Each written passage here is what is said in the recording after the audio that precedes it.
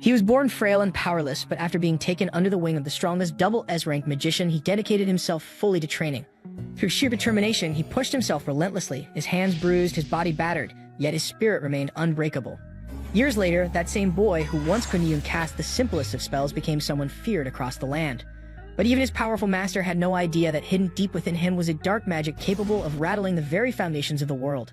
Everything starts in the ruins of a destroyed city, where a mysterious woman discovers a young boy named Lloyd, standing motionless, fixated on something unseen. Although it remains unclear exactly what he's staring at, the woman instinctively knows one thing for certain. If this child joins her cause, she can finally defeat the demon lord and claim victory. Setting aside her doubts, she gently embraces Lloyd, who remains completely lost in thought. Soon after, the woman brings Lloyd back to her home and immediately demonstrates her magic by conjuring fire directly from her hands. Lloyd's eyes widen in disbelief because this is something completely unimaginable for him. Despite that, the woman orders him to mimic her feat, threatening that if he can't manage it, he'll have to skip dinner. Without any guidance, knowledge, or experience, Lloyd pushes himself to try, and by nightfall, he miraculously manages to summon a small flame. Although slightly impressed, the woman insists it's nowhere near good enough, and to prove her point, she engulfs him in flames, insisting he still has a very long road ahead. The following morning, she decides to teach Lloyd water magic by showing him how to strike the ground in a specific manner. Lloyd manages it on his first try, but only succeeds in soaking the dirt beneath him, failing to meet her expectations again. Disappointed, she punishes him by drenching him completely in a pool of water. Later, she introduces him to wind magic, and as their rigorous training continues, Lloyd masters ice magic within just a few short months. Eager to impress his strict master, he proudly creates a perfect ice sculpture resembling her, certain he's finally done enough to earn her approval, but again she remains unimpressed. Believing Lloyd still doesn't grasp the vast difference in their power, she decides to give him a demonstration.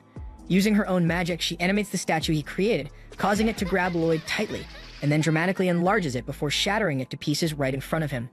Witnessing firsthand his master's immense power, Lloyd's determination only intensifies, motivating him to continue training relentlessly. Then one evening, she overdoses it on the booze and wakes up sick as a dog. Lloyd surprises her by healing her instantly, revealing that he has also learned healing magic through her instruction. Grateful, she warmly hugs him for helping her, yet quickly regains her stern composure, reminding him that he's still nowhere near her level, and without missing a beat, she commands him to immediately return to his magical training. After several more months of intense training, Lloyd's master is seen anxiously holding a mysterious grimoire. Something clearly troubles her, and when Lloyd suddenly enters the room, she's so startled that the book slips from her grasp. Lloyd quickly picks it up for her, but as soon as he touches the grimoire, something triggers deep inside him, causing him to collapse unconscious. Seeing this, his master immediately realizes Lloyd could actually become a chosen one himself. From the way she talks, it almost sounds as though she might be one too, although I can't be completely sure. Either way, she's deeply concerned that Lloyd might repeat her own mistakes. Wanting to protect him from becoming overly confident and reckless, like she did, she gently kisses his forehead while he's asleep, casting a subtle spell, probably one meant to limit his power. The following morning, she introduces Lloyd to a new concept called a white mage. According to his master, Lloyd is naturally suited to becoming a white mage, the kind of magician who typically uses magic to help and benefit others. To put this into practice, she assigns him the simple task of using his healing abilities on an apple tree, making one apple larger.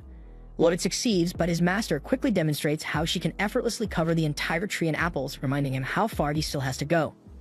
Later that night, during his regular magic lessons, Lloyd becomes intrigued when he stumbles across a phrase called ancient magic. But his master quickly dismisses his curiosity, insisting he shouldn't concern himself with magic that disappeared centuries ago. Instead, she begins teaching him more advanced spells, including space magic, which allows him to freely summon or unsummon objects whenever he pleases. Eventually, believing Lloyd is ready to face even tougher challenges, his master blindfolds him and takes him into an unfamiliar forest filled with monsters. She hands him nothing more than a tiny kitchen knife, instructs him to survive using only his magic, and gives him a single week to return home. After wishing him luck, she immediately vanishes into thin air, leaving Lloyd utterly terrified and alone.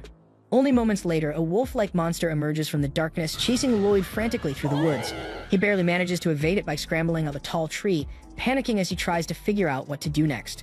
After calming himself slightly, he uses his space detection skill and pinpoints the location of his master's house, far to the north.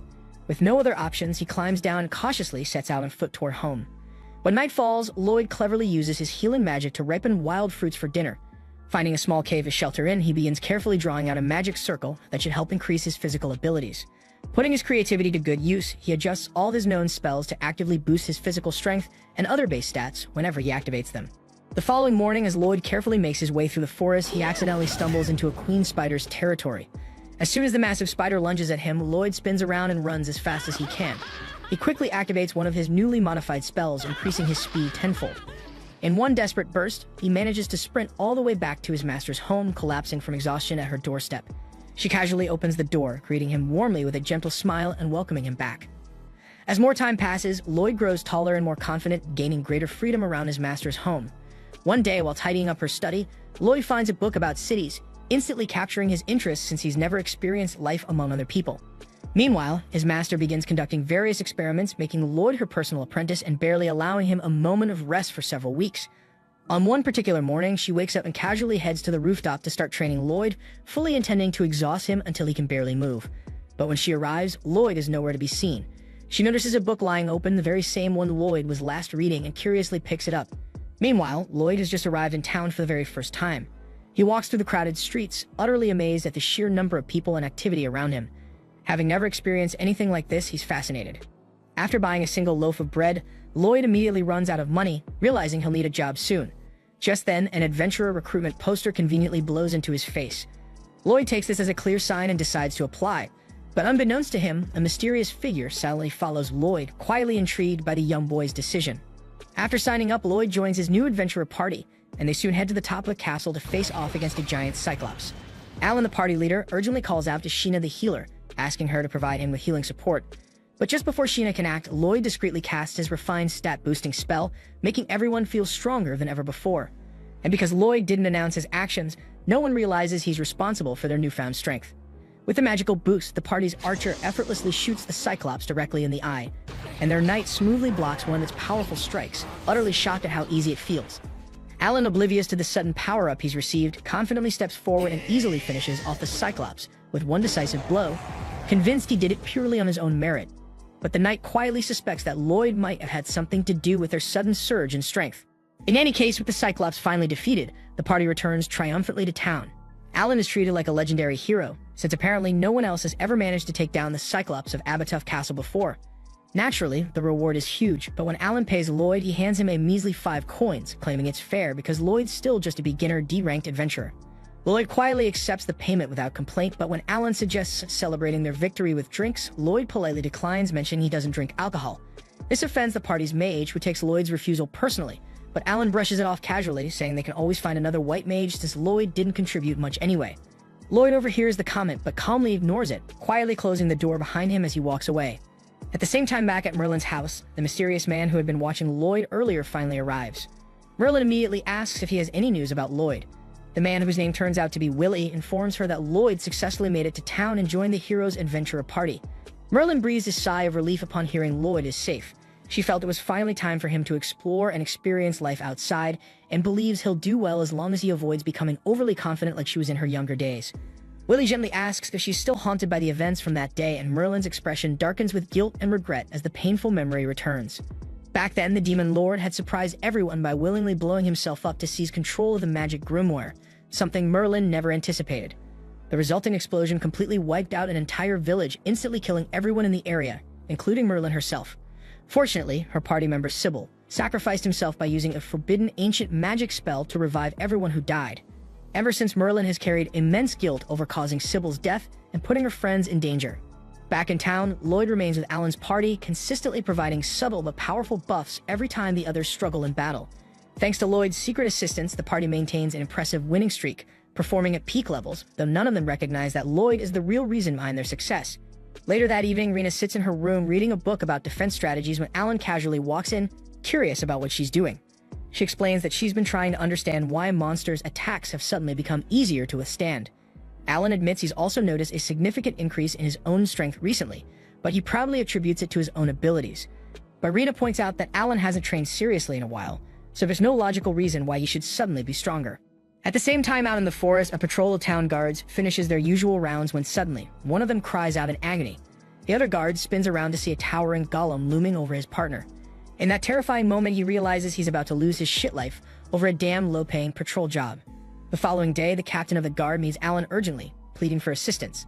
He explains that the patrolmen from last night were brutally slaughtered by a golem, so Alan confidently agrees to help out, assuming it'll be a simple job to defeat a mere golem. Later in the day, Alan's team heads out to the crime scene. Thanks to Lloyd's tracking magic, they're able to quickly pinpoint the golem's hideout, a cave hidden behind a waterfall. With Lloyd secretly boosting everyone's abilities, defeating the golem turns out to be a simple task.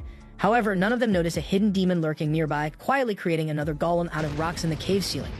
Lloyd is the first to spot the demon and notices it's controlling the golem using a staff embedded with a magic stone. Knowing how dangerous magic stones can be, Lloyd decides to step up quickly to prevent a disaster.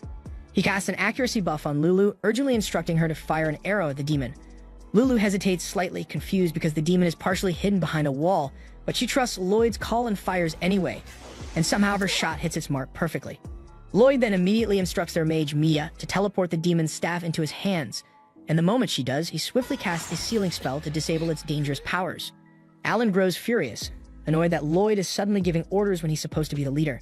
Determined to prove himself, Alan recklessly charges forward to deliver the finishing blow to the golem. Seeing the obvious danger, Lloyd quickly casts a speed-enhancing spell on himself, rushes ahead, and shoves Alan out of harm's way just before the golem can crush his sorry ass. Instead of gratitude, Alan lashes out angrily at Lloyd, accusing him of interfering unnecessarily. After Alan finally defeats the golem, they return to town, and Alan harshly kicks Lloyd out of the group, claiming he's tired of his attitude. He unjustly accuses Lloyd of being lazy and contributing nothing meaningful to their victories. Unfortunately, years of Merlin repeatedly insisting he was inadequate leaves Lloyd convinced that he's the problem. Accepting Alan's decision without arguing, Lloyd quietly leaves the team. Over the next few days, he searches desperately for a new party, but struggles because most groups are full and white mages aren't considered valuable. Just when Lloyd starts losing hope, a girl named Yu urgently needs a white mage. As she asks the guild receptionist for help, the attendant immediately suggests Lloyd. Yu then turns to Lloyd, urgently asks if he's currently available, and when he confirms that, she instantly grabs his hand and excitedly pulls him along, rushing out of the guild hall together. A short while earlier, Lloyd was wandering through the city, still feeling down after being kicked out of Alan's party. Alan's harsh words kept echoing in his head, telling him he's a worthless white mage who only hides behind teammates, with healing as his sole talent, and even Sheena could do it better. When Lloyd quietly asks if that's really how Alan sees him, Alan dismisses him coldly, telling him to just get lost already. As Lloyd walks away, he overhears the girls, except Rena, loudly cheering, clearly relieved that the dead weight is finally gone. Later, Lloyd ends up at the town center, near a large fountain with a statue on top. Looking closely, he realizes it resembles his master perfectly, which deepens his sense of loneliness even more. Elsewhere, a squad of adventurers approaches a bandit hideout to begin their raid. It's an A-ranked mission, so they're moving carefully. One of them, a redhead named Clum, seems particularly unhappy about something and lacks enthusiasm.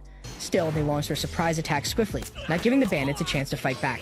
The mage in their team named Silica loudly begins chanting her spell, and one of the bandits cleverly instructs the others to wait until she's finished chanting before striking.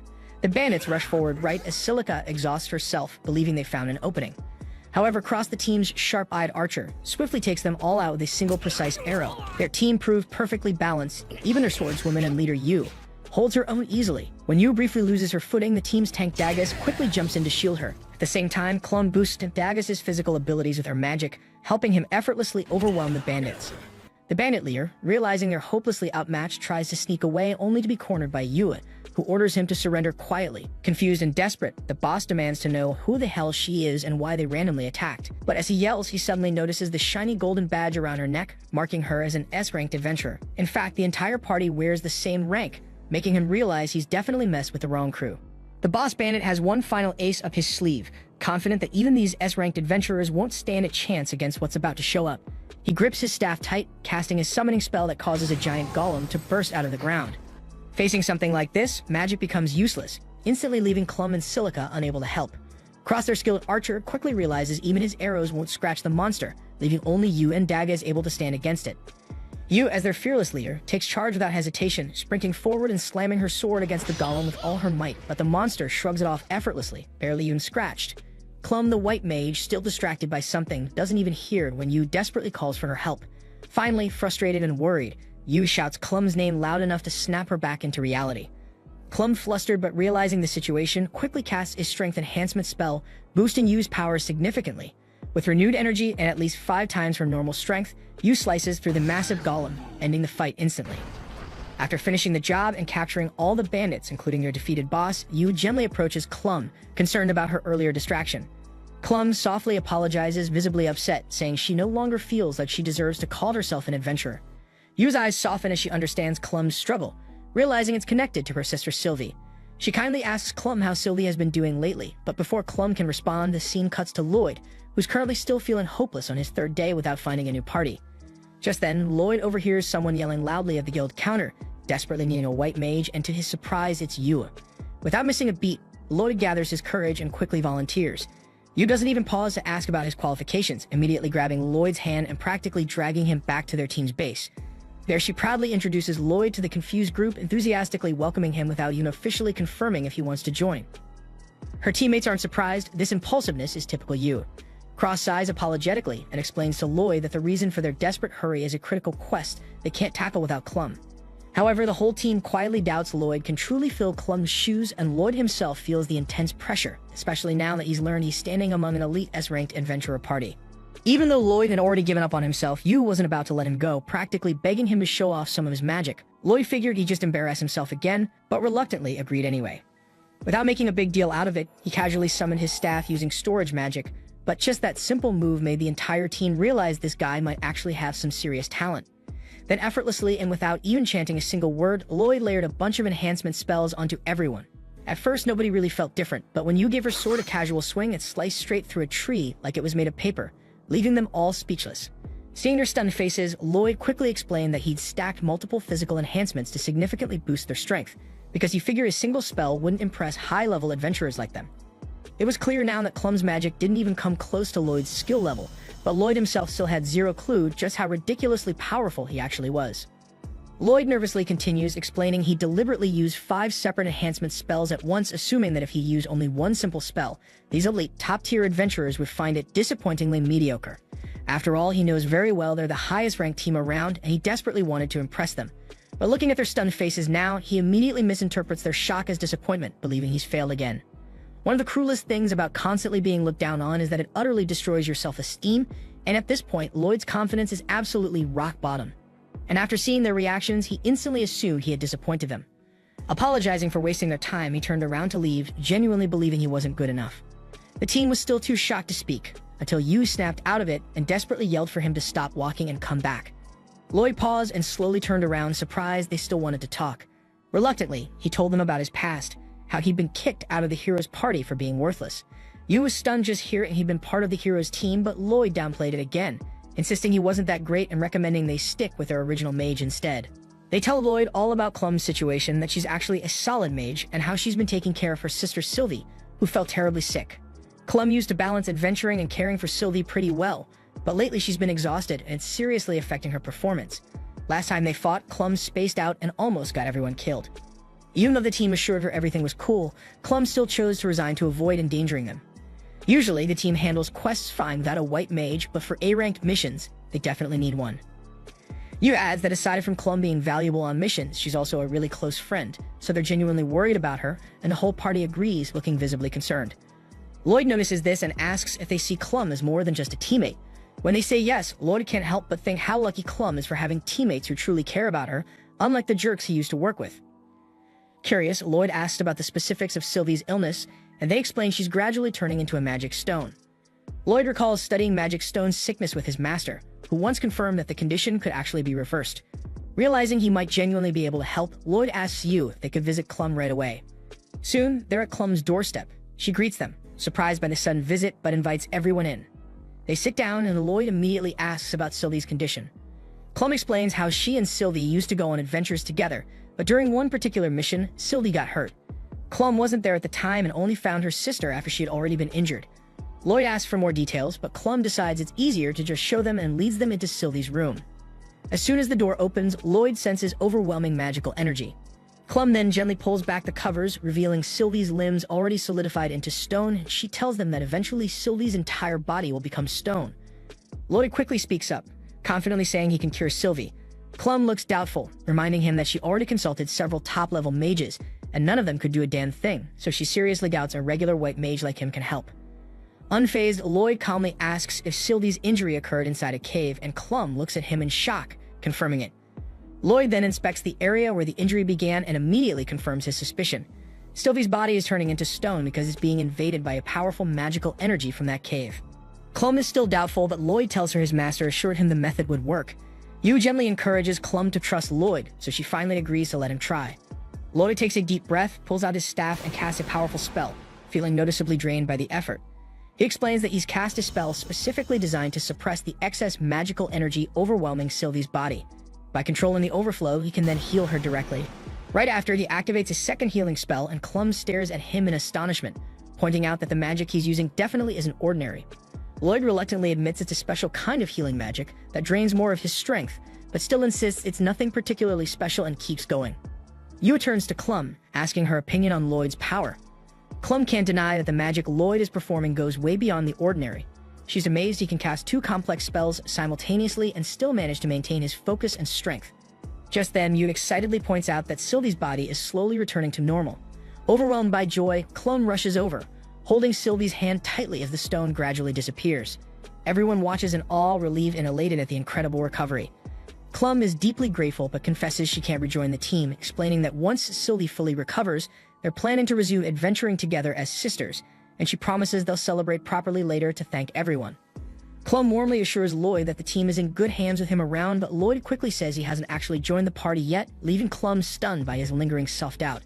That evening, the party gathers for dinner, and Yua enthusiastically recounts Lloyd's amazing performance and how he miraculously saved Sylvie.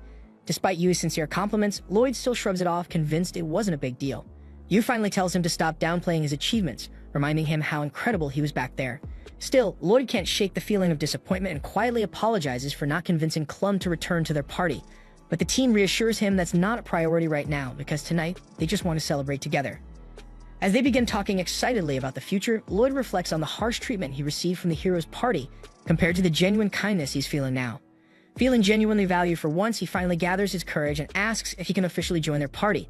The team is momentarily stunned since Lloyd previously seemed hesitant, but they quickly break into smiles, admitting they'd wanted him on the team since the start. And with mutual enthusiasm, Lloyd officially becomes part of the group. Following that, they host a celebration feast for Lloyd, urging him to stuff himself since tonight's tab is on them. Lloyd digs into the meal like he's been starving his whole life, amusing his new teammates quite a bit. They jokingly question if he's really that famished, and Lloyd explains that the dishes served in this city taste absolutely phenomenal. That surprises everyone again because the local cuisine is notoriously mediocre, but Lloyd insists that compared to the stuff he's had to eat his whole childhood, these dishes feel incredibly flavorful. Intrigued, Yua now wants to know about Lloyd's upbringing, so Lloyd shares that he grew up with his mentor, who mostly cooked whatever grew in her backyard. She'd sometimes pick random wild fungi, and other times she'd just roast meat from creatures she hunted, handing it to him without adding any spices. Lloyd says that thanks to those meals, he taught himself how to cook, but even his best recipes never tasted as amazing as tonight's dinner. At this point, Yu completely loses interest in food and grows increasingly fascinated by whoever trained Lloyd in magic. She eagerly asks Lloyd to reveal more about his mentor, and the rest of the group jumps in equally interested. Silica wonders if his mentor is also a white mage, and Lloyd says she's actually more of a battle-focused mage since there'd often be random explosions whenever she practiced alone. Silica finds it incredible that someone who wasn't even a white mage managed to train Lloyd this perfectly, and he wholeheartedly agrees that Merlin's skills are unmatched. Silica enthusiastically says she'd gladly train under his mentor for a bit, but Lloyd cuts her off immediately, warning her that she'll absolutely regret those words if she ever finds out the reality. After chatting a bit more about Merlin, the party moves on to plan their next quest, and Yu asks Dagas to brief Lloyd about their upcoming assignment because she's horrible at explaining things clearly. Dagas tells Lloyd that their objective is taking out monsters that keep ruining nearby farmland, and Silica adds that different kinds of monsters have strangely grouped together into one big swarm. Lloyd is hearing something like this for the very first time, and Dagas acknowledges that it's unprecedented even for them, but insists that they should prepare accordingly. Out of nowhere, Cross comments that since they're facing so many opponents at once, he and Yue will have a rough time because fighters specialized in melee combat aren't suited for large mobs. Yu nods in agreement, saying they'll have to rely heavily on Silica this round since she can cast spells that hit multiple targets, but even Silica's worried because spells covering large areas tend to drain mana rapidly. Yu then turns to Lloyd and asks if he knows offensive magic, and he responds that he can perform beginner-level spells, though their effects aren't all that unique. Dagas then shifts focus to discussing their battle plan, saying Heat and Yua will lure the creatures into one spot so Silica can blast them simultaneously. Cross will defend Silica and Lloyd, whose main roles will be healing and support. Once they're done, everyone returns to the inn for some rest, but Lloyd starts heading off in a different direction. Dagas quickly stops him, asking him where he's wandering off to, and Lloyd awkwardly explains that he's too poor to afford a room at the inn. Without hesitating, Dagas tosses him a pouch that contains more money than Lloyd has probably seen in his whole life combined. Lloyd gets extremely embarrassed, protesting that he absolutely can't accept it, but Dagas calmly insists it's not charity, since he's planning to deduct that amount from his pay anyway. Lloyd can't say no now, so he gratefully accepts, promising Dagas he'll do everything possible to earn back every coin. The following day, everyone assembles outside the inn, and Yui is the last to show up.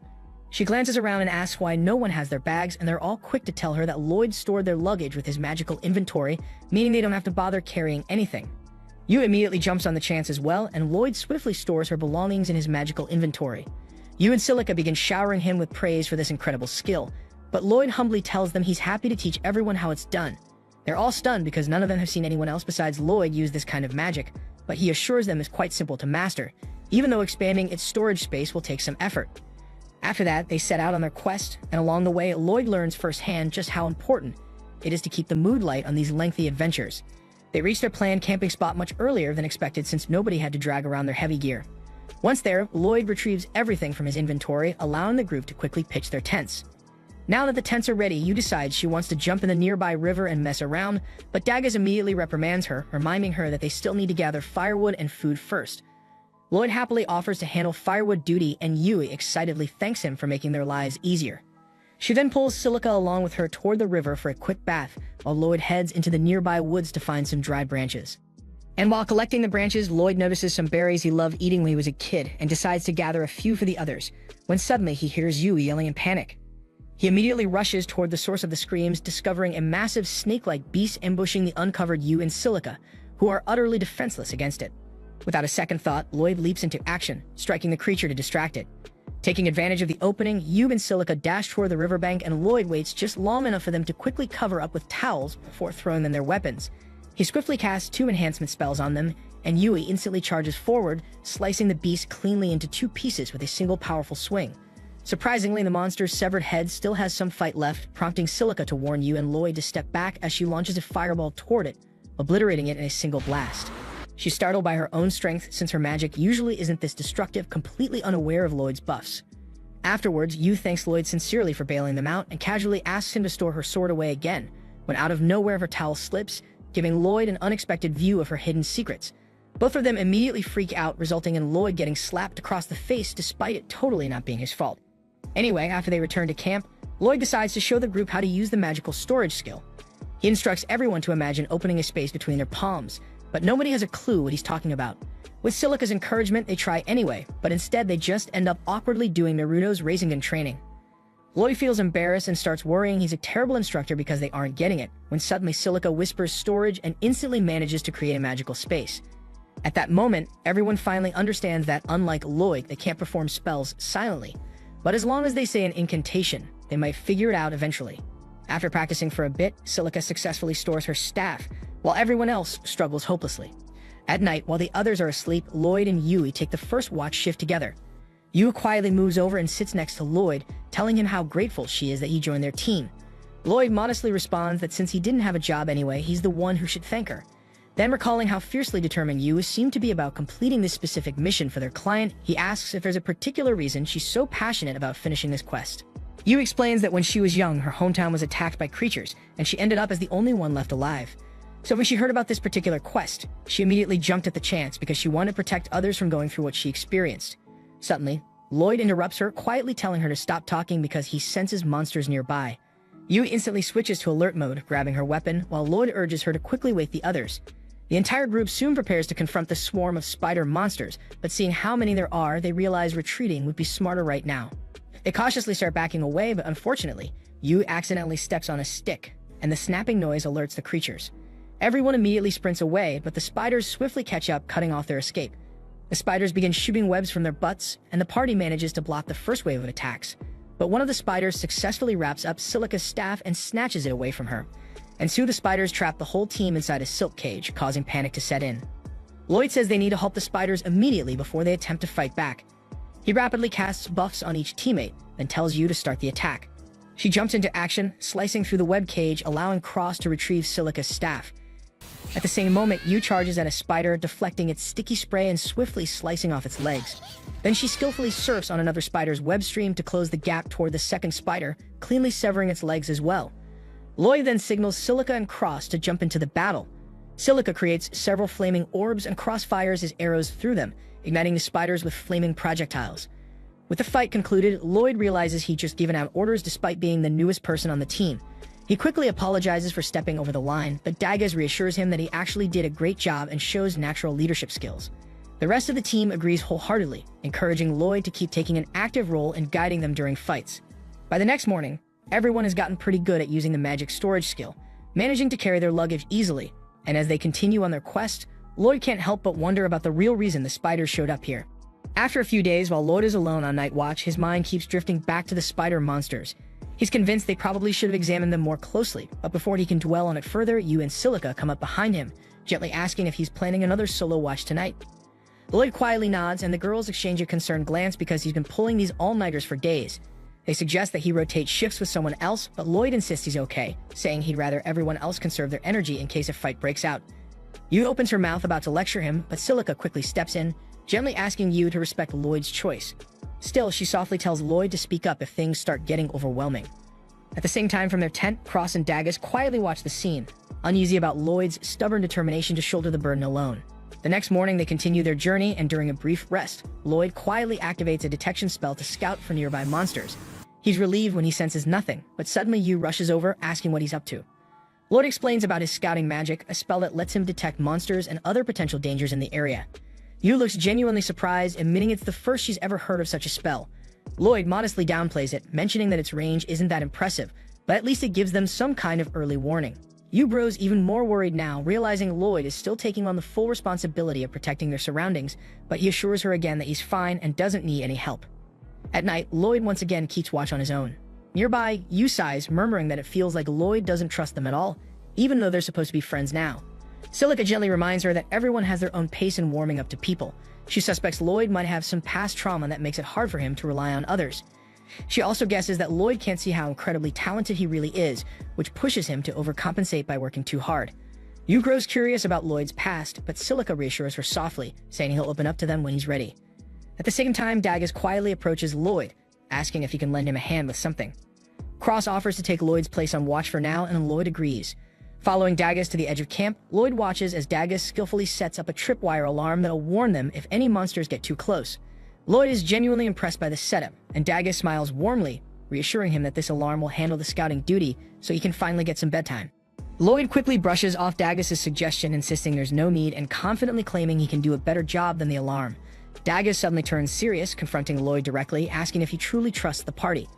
Lloyd hesitantly assures him that he does trust them, but Dagus firmly points out that his actions tell a completely different story.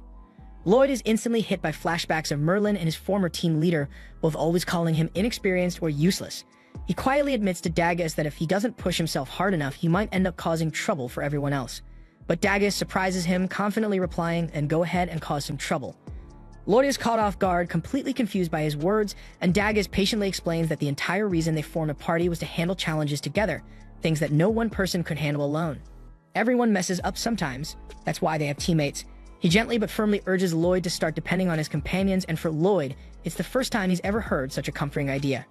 Dagus finally persuades Lloyd to get some rest, and later that night in the tent, Lloyd finds himself smiling softly as he realizes he actually has people he can lean on now. The following day, he nervously tries putting this new idea into action, shyly approaching Yu to ask if she'd mind helping him fetch water. Yu eagerly agrees, thrilled that Lloyd finally asked for help. Meanwhile, at a distant mansion, a noble named Michelle is receiving a suspicious report from a shadowy black mage. The mage informs him that he's successfully planted magic stones exactly where Michelle instructed. Michelle smirks in satisfaction, convinced their plan will now unfold smoothly. The mage adds that their previous schemes have conveniently scattered most of the high-ranking adventurer parties, making sure no one can meddle. However, the mage cautiously warns that the hero's party remains active, potentially posing a threat. Michelle dismissively remarks that the hero's party only moves on direct orders from the king anyway, and even if they interfere, he confidently believes that the hero alone won't be enough to stop what's about to unfold. Back in the forest, Lloyd and his group start feeling uneasy because the area seems suspiciously empty of monsters. Lloyd decides to expand the range of his search spell, quickly detecting a large cluster of monsters about 10 kilometers ahead. Cross comments that the monsters must be dangerously close to the farms they're supposed to protect, but before Lloyd can elaborate further, Yu interrupts in disbelief, asking Lloyd if he's seriously able to detect monsters 10 kilometers away. Lloyd casually confirms it, causing Yu to lose her mind because just the other day he told her his range was limited. Lloyd defensively argues that 10 kilometers really isn't that far, making Yu practically scream at him in frustration, but the other party members hurriedly calm her down, reminding her to stay focused on the real problem they're facing right now. They sprint urgently toward the source of the monsters, only to find the creatures already invading the farmlands they were supposed to protect. Everyone freezes momentarily, stunned by the sheer size of the massive wolf pack. However, Lloyd is even more concerned because this is the sole location where he could detect monsters, and he can't help but wonder anxiously where the rest have vanished to. The others also find it suspicious, knowing that monsters typically never abandon their territory. While they're all baffled by the strange situation, Cross spots something unusual at the very center of the wolf pack. The rest of the party can't see clearly since their eyesight isn't as keen as his, prompting Lloyd to quickly cast a spell that enhances his vision, allowing him to zoom in clearly. With his newfound telescopic sight, he immediately notices an odd black stone amidst the wolves. Lloyd swiftly shares this enhanced vision with the rest of the party, and soon everyone can clearly make out the strange object. Daggers immediately comments that the object resembles a magic stone, while Silica anxiously remarks about the ominous black aura surrounding it. Lloyd thoughtfully suggests the black aura might be mana leaking from the stone, and soon realizes that the mana's presence is remarkably similar to that of the beast folk. He suddenly recalls Merlin once telling him that beast folk have a unique magic capable of controlling monsters, and the stone they're looking at seems to be doing exactly that. Without wasting another second, Lloyd rapidly recasts his search spell, and this time he senses another enormous wave of monsters quickly closing in on their position. He now fully understands that this mysterious magic stone is the root cause of their current crisis, though the motive behind this strange attack still remains unclear. The other party members start to panic, thinking their best bet might be to retreat. But Yu firmly refuses, arguing passionately that if they flee, the monsters will ruin the crops and the villagers will lose everything. Daggers reluctantly agrees with her, recognizing that escaping safely in such chaos would be nearly impossible anyway. Silica, however, openly doubts their odds of winning such an overwhelming battle. Just then, Lloyd boldly steps forward, confidently declaring that they should fight and promising they can succeed if they follow his plan. He decisively states that their primary goal must be to eliminate the magic stone first. He turns to Cross and urgently asks if he can hit the stone with an arrow from their current distance. Cross hesitates, unsure if he can actually shatter the stone from so far away, but Lloyd quickly reassures him that it's enough as long as he lands the shot. Cross takes careful aim, and Lloyd swiftly applies 3 powerful enchantments simultaneously to Cross. Empowered by these spells, Cross's arrow effortlessly smashes the magic stone to pieces. Astonished, Cross asks Lloyd how he managed such an incredible feat, and Lloyd casually explains that he simply enchanted him the bow and the arrow at once, calling it standard procedure. The others, however, stare at him in stunned disbelief, knowing perfectly well that ordinary white mages could never enchant multiple targets simultaneously like Lloyd just did. Right then, they notice the wolves beginning to tear into each other. With the magic stone shattered, their original savage instincts return. Lloyd had anticipated this outcome and notes with relief that the first stage of his plan has worked. However, he grimly acknowledges that the massive horde approaching them is still advancing relentlessly. Within moments, the monster horde bursts forth from the forest, heading straight for them. Silica bravely steps ahead of the party to confront the incoming onslaught alone. The creatures rapidly close in, getting dangerously close, but Lloyd patiently waits, holding his breath until the very last second before urgently signaling Silica to unleash her attack. In an instant, she conjures a blazing tornado of fire, incinerating every monster caught in its path. The party is momentarily stunned, as none of them have ever witnessed Silica wielding such devastating power before. Lloyd urgently instructs Silica to continue bombarding the enemy with alternating wind and fire spells, then quickly turns his attention toward Cross. Thanks to Silica's fiery assault, thick clouds of smoke now obscure the battlefield, blinding the aerial monsters but also concealing them from view. Lloyd swiftly establishes a telepathic link with Cross, synchronizing their senses, and precisely communicates the position of each flying enemy through his heightened search ability. With Lloyd guiding his aim, Cross flawlessly shoots down every single airborne threat without missing once. Lloyd immediately races back to Silica, eager to initiate the final stage of his strategy. But as he reaches her, she anxiously admits that her mana is entirely depleted. Unfazed, Lloyd calmly transforms himself into a living mana reservoir, effortlessly transferring his energy into her. He collapses suddenly, having given her too much mana too quickly, but manages a weary smile, reassuring Silica not to worry about him and urging her to cast one final spell to create rain. Following his advice, Silica gathers the mana he provided and casts her rain spell. A heavy downpour swiftly extinguishes the raging forest fire, effectively preventing it from spreading beyond control. However, the spell drains every last drop of her strength, and Silica collapses as well, and Daggis swiftly moves to catch her. Yu then praises Silica's heroic effort, promising that she and Daggis will handle the remaining stragglers. While the two rush off to finish off any lingering monsters, Lloyd and Silica gratefully take a momentary break. But soon after, Lloyd suddenly sinks to the ground again, frustrated at his own exhaustion. He mutters under his breath that he needs to push himself even harder because it's unacceptable to feel this drain after such minimal effort. A short while later, Yu and the others successfully eliminate the remaining threats. Yet, as they regroup around Lloyd, he urgently insists they can't rest yet. He feels a dreadful premonition in his gut and warns the party they must immediately hurry to the nearby city. Lloyd's instincts scream at him that the real target all along has been the city of Ishtar, and this attack was merely a diversion. Everyone looks completely lost, and Lloyd casually whips out a crate full of mana potions from his storage dimension. He quickly downs one while explaining that this entire mission was just a setup to lure high-ranking adventurers away from Ishtar, making the city easier to invade. Cross scoffs at this idea, pointing out that Ishtar still has the Heroes Party and the entire Night Order, so the defenses aren't exactly easy pickings. But Daggers admits Lloyd's theory does actually check out, so you, deciding it's better to be safe than sorry, announces they'll head back immediately. Lloyd then finishes gulping down his potion, casually buffs the whole party, and tells you they need to get going immediately. Without another word, he sprints off toward the city, leaving everyone dumbfounded at how ridiculously fast he's moving. As Yu rushes to catch up, she realizes she's suddenly faster than freaking Ishao speed. The rest of the group follows quickly behind, hardly surprised when Lloyd calmly mentions he boosted their speed specifically to help them make it back as fast as possible. While Lloyd's squad races back, the Count is sitting comfortably at his desk, casually sipping on what I think is just red wine. General Gullus walks in, asking how the preparations are coming along, and the Count smugly reveals that everything is nearly set for the attack. He credits their success entirely to the girl Gullus kidnapped. Apparently, she's proven incredibly useful. The Count chillingly remarks that he still has many twisted experiments planned for her, and he'll have all the time in the world once Ishtar falls. Gullus can't shake the feeling that the Count's plotting something seriously messed up, but decides not to question it too deeply. After all, the Count was the Demon Lord's trusted right-hand man, and his skills definitely aren't to be underestimated. At the same time, the girl is trapped in the Count's jail, and every now and then he brings her magic potions to forcefully drain her magic and produce those beast-attracting magic crystals he's been using. It's happened so often that by now she's completely lost the will to resist. Back with Lloyd's crew, they've just crossed a massive grassy field and are on track to reach the city in record time. But Silica grows visibly worried about Lloyd's condition, convinced it must be insanely exhausting to maintain speed enhancement magic for this long. Lloyd just brushes it off, clueless about her concern, explaining that once you master it, you can drastically reduce the mana drain from enhancement spells, meaning it's hardly even affecting him anymore. The others immediately ask Lloyd what he means by getting used to it, so he casually explains that when he was younger, Merlin straight up dumped him in the middle of the freaking forest and abandoned him there until he could find his way home by himself. Of course, being just a white mage, Lloyd couldn't exactly kill any monsters, so all he could do was constantly spam support magic on himself and desperately run away to survive. And over time, he'd experimented with every kind of magic possible, eventually finding his way home alive. The others stare at Lloyd in stunned disbelief, horrified by what he endured, but he innocently shrugs it off, genuinely convinced that such harsh training is pretty standard and nothing special. Yu and Silica glance awkwardly at each other, realizing someone has to break the news to him that responsible adults don't usually abandon their kids in monster-infested forests as a training exercise. But despite their gentle explanation, Lloyd somehow interprets their words to mean normal children actually endure even worse training, which only reinforces his absurd idea that his own skills are embarrassingly inadequate.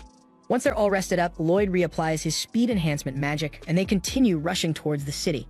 Suddenly, Lloyd freezes completely mid-run, causing everyone behind him to crash spectacularly into each other. Irritated, they demand to know why he stopped so abruptly, and Lloyd explains he just sensed something suspicious up ahead with his scan, though he's not sure exactly what it is. Silica immediately asks if it's another monster, but Lloyd doubts that. It's more like a hunter tracking prey. But he admits he can't be certain without seeing it for himself, so he urges everyone else to continue toward the city while he investigates further. Yu instantly objects, arguing Lloyd has zero clue what he might run into, and if it turns dangerous, there's no way he can handle it alone. Lloyd reluctantly agrees she has a point, and everyone quickly jumps in, reminding him they're teammates and should face danger together. Lloyd is genuinely touched, grateful for their concern about his safety. Lloyd then leads everyone straight to the mysterious presence, and now that they're closer, he can confirm without a doubt there are demons inside the building. Hearing Lloyd casually mention demons, Yu nervously asks if he's absolutely sure, since demons usually stick to the megocracy and aren't supposed to set foot in this continent's 3 major nations. Demons have spent ages trying and failing to invade this place, so their sudden presence here is extremely alarming. Everyone stares at Lloyd like he just said the dumbest thing ever, because everything you mentioned was basic common knowledge, yet here Lloyd was looking as clueless as a newborn baby. Lloyd awkwardly admits he doesn't actually have memories from his childhood, and in fact, the earliest memory he can recall is the day Merlin took him in, and by then the war had already ended. In any case, Daggis suggests they hurry back and report the demons to the city knights immediately, and Lloyd agrees, but he still wants to gather more intel first. The others immediately warn him that getting any closer now would be seriously risky, and Lloyd totally gets that. However, the mana he senses from that house is almost identical to the magic crystal that attracted the monster horde earlier, meaning these demons must be directly tied to whoever's plotting against the city. With stakes like that, Lloyd believes gathering more info is worth the risk, and Yu backs him up wholeheartedly. She passionately convinces the others that as adventurers, it's literally their job to protect people, and right now these demons are definitely a threat. Plus, if they're lucky, stopping these demons here might completely prevent the attack on Ishtar altogether, so it's worth a shot. But when they carefully approach the house and peek inside the window, they're shocked because it's totally empty. Confused, Lloyd quickly performs another scan to pinpoint the exact location and discovers the demons are actually hiding underground, and from the looks of things, they're definitely cooking up some shady ritual down there. Lloyd urgently asks Silica if she can use earth magic, since that's the only way they'll get underground fast enough. Silica confidently says she's got it covered, so Lloyd immediately buffs the entire party again. Silica then swiftly uses her sandpit spell to create a massive hole beneath their feet, and seconds later, they crash right on top of the demons in the middle of a ritual they weren't supposed to see. The demons are completely stunned, angrily demanding to know who these intruders are, but Yua calmly holds her sword to one demon's face, threatening to end him unless he spills exactly what they're plotting. But before he can even speak, another demon jumps in, launching rocks at Yua using earth magic, forcing her to shift focus just long enough for the first demon to make a run for it. As he darts past his savior, Cross quickly puts a bullet through another demon's chest, causing the fleeing coward to bolt through the doorway, shamelessly abandoning his comrades. He locks the door behind him, hoping that'll stop Yu from chasing. Then the remaining demons stupidly try sneaking up on Yu, while she's distracted at the locked door. Cross, however, steps in effortlessly, shooting both in their thighs and leaving them easy pickings for Yu to slice apart. With the immediate threats neutralized, the group regroups quickly to hunt down the escaping demon. Behind the door, that demon frantically wraps the kidnapped girl up in a cocoon using magic, desperately hoping to transport her away unnoticed. However, seconds later, Yu and the others burst through the door, forcing him to immediately bolt upstairs. The party chases after him, but seeing that he's gaining distance, Lloyd orders Yu to sprint ahead and cut off his escape route. He instructs Silica and Dagas to flank from both sides, neatly boxing him in. Eventually, the demon has nowhere left to go, and Lloyd bluntly tells him to give up because he's got questions, and he damn sure expects answers. But the demon stubbornly refuses, throwing one last desperate lightning spell in an attempt to wipe them all out. Lloyd anticipates it perfectly, casting magic shields around the group, effortlessly deflecting the attack, and the reflected lightning brutally pierces straight through the demon's own chest, finishing him off instantly.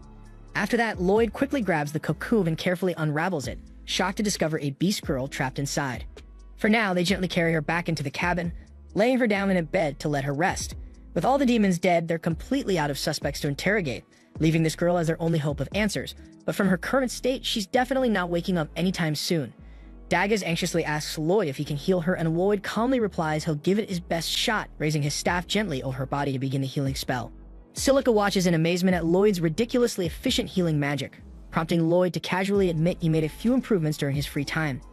Yu, trying to be crystal clear, bluntly tells Lloyd that normal adventurers don't go around improving their spells. In fact, tweaking magic is practically unheard of, so what Lloyd's been doing is borderline legendary. Lloyd genuinely had no clue that adjusting spells was so special, considering Merlin used to constantly drag him into refining her own magic. At least this time, Lloyd finally understands Yu's point and doesn't play down his talent like usual. Not long after, the girl begins stirring awake in the bed, and the second her eyes open, Yua eagerly bombards her with questions. There's obviously a lot she needs answered. The poor girl barely manages to respond under this interrogation, but at least gets to share that her name is Claire, so it's at least progress. Lloyd then gently steps in to handle the questioning himself, calmly asking Claire if she knows why the demons imprisoned her. But Claire remains silent, so Lloyd switches tactics, gently explaining they're adventurers who came to protect a nearby farm that had been repeatedly attacked by monsters. And he explains that those monsters were drawn there by a powerful magic crystal he found on the farm, which emitted clear beast magic. Lloyd recalls learning that certain beast folk can control monsters through magic, so he softly asks Claire if the magic responsible for the attacks was hers. Claire hesitates briefly, but finally admits that her magic indeed powers those magic stones, but the demons force her to do it. Now that everything's out in the open, Lloyd and the others realize the demons definitely plan to use the monsters to invade Ishtar, the continent's gateway city. They agree to hurry back immediately to protect it, deciding to bring Claire with them too. Elsewhere near the city, some guards just discovered another magic stone that the demons planted nearby.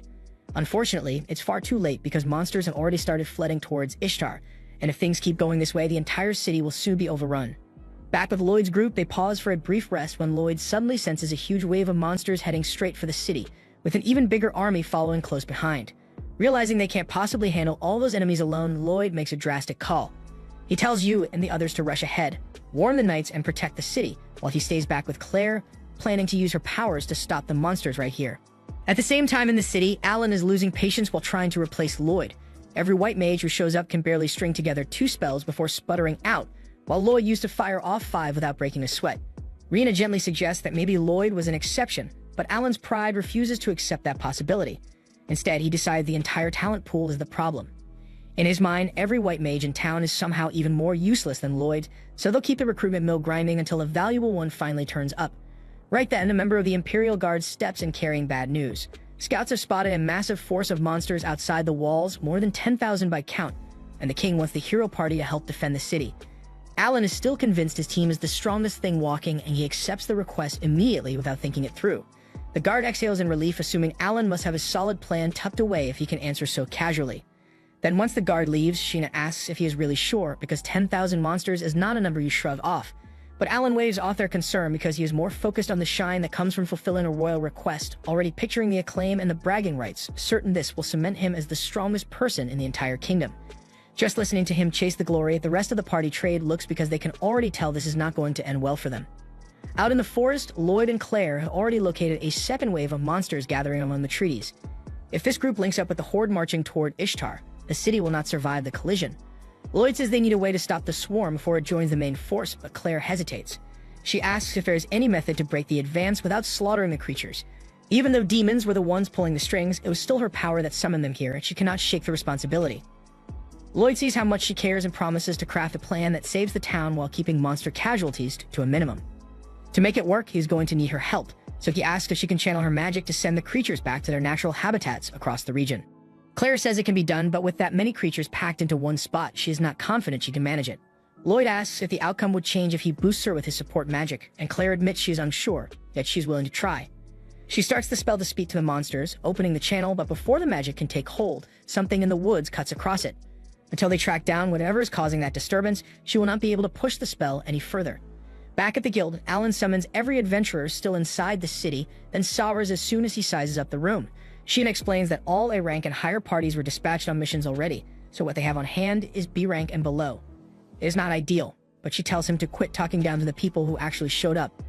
Alan keeps treating the B ranks like expendable pieces on a board, and the room starts to boil. But before it turns into a brawl, the branch manager strides in and orders everyone to cool it. They are here to fight the monster horde, not each other, and there is no time to waste on ego.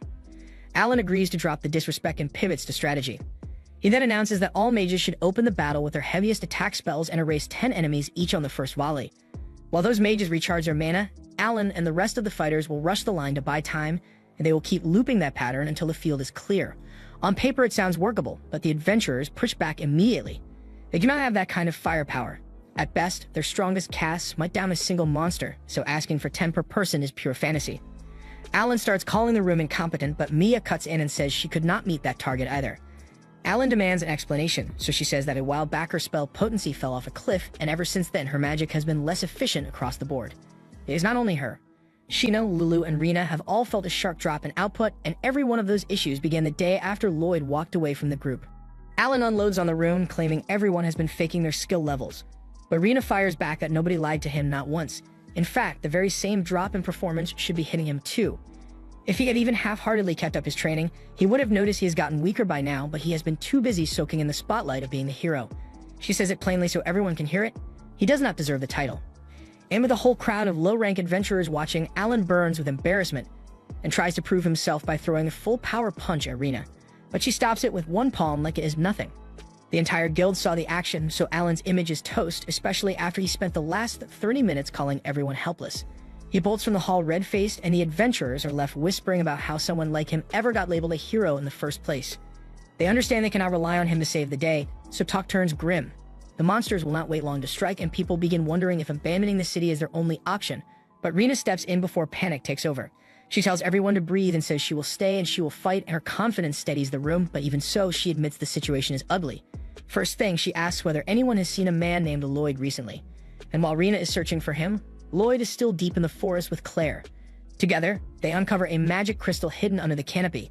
It is the same kind of device Lloyd has encountered before, and the foul energy pouring off it is almost certainly what's jamming Claire's spell. So unless they destroy this thing, she will not be able to reassert control over the monsters.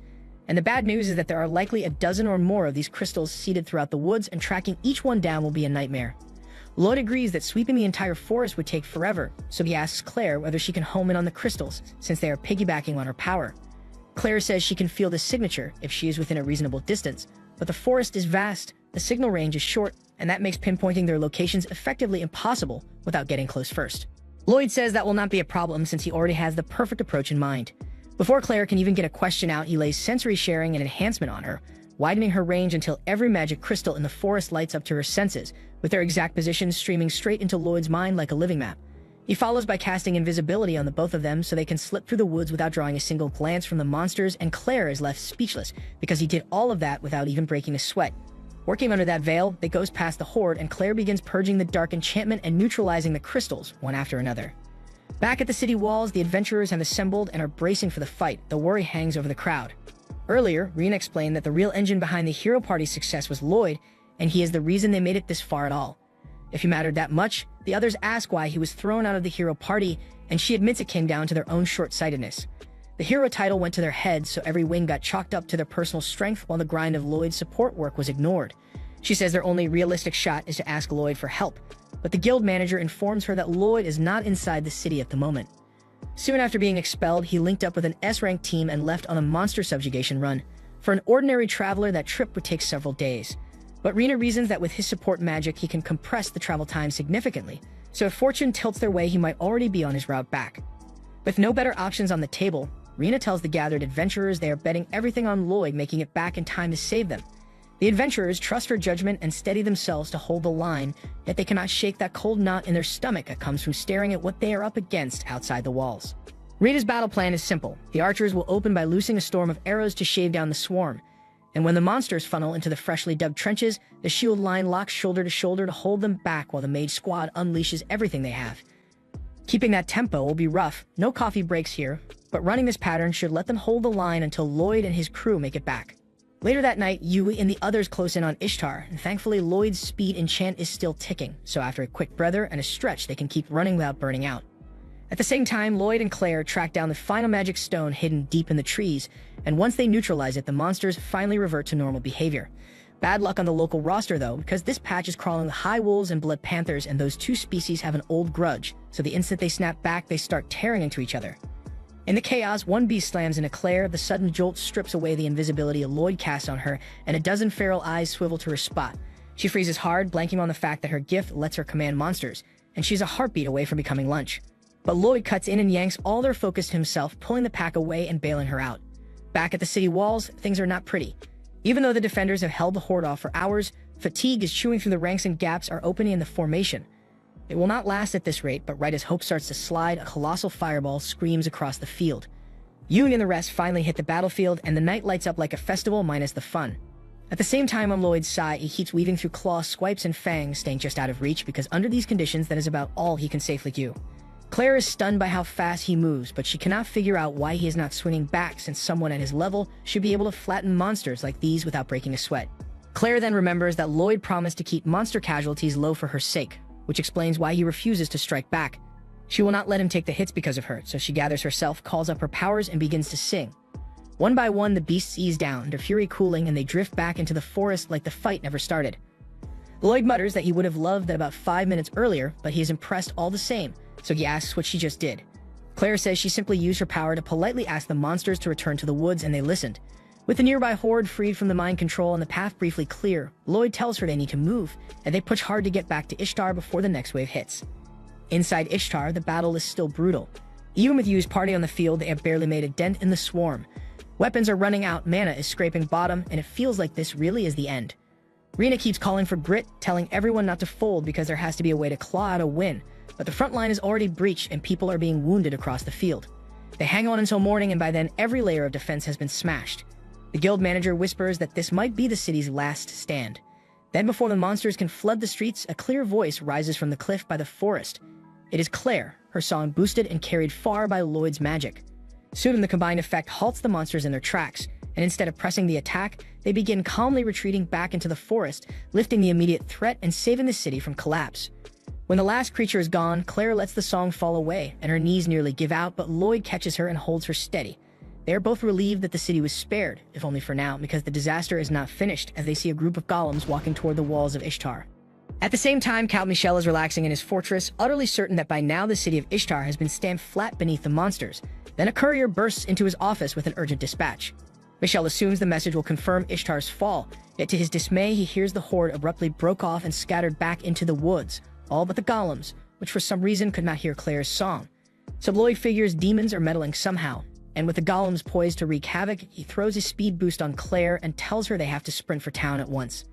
As they weave past the lumbering golems, the pair are spotted, so Lloyd orders Claire to pull back to slip the incoming stone fist. One glance tells him these brutes are enhanced, which means putting them down will not be simple.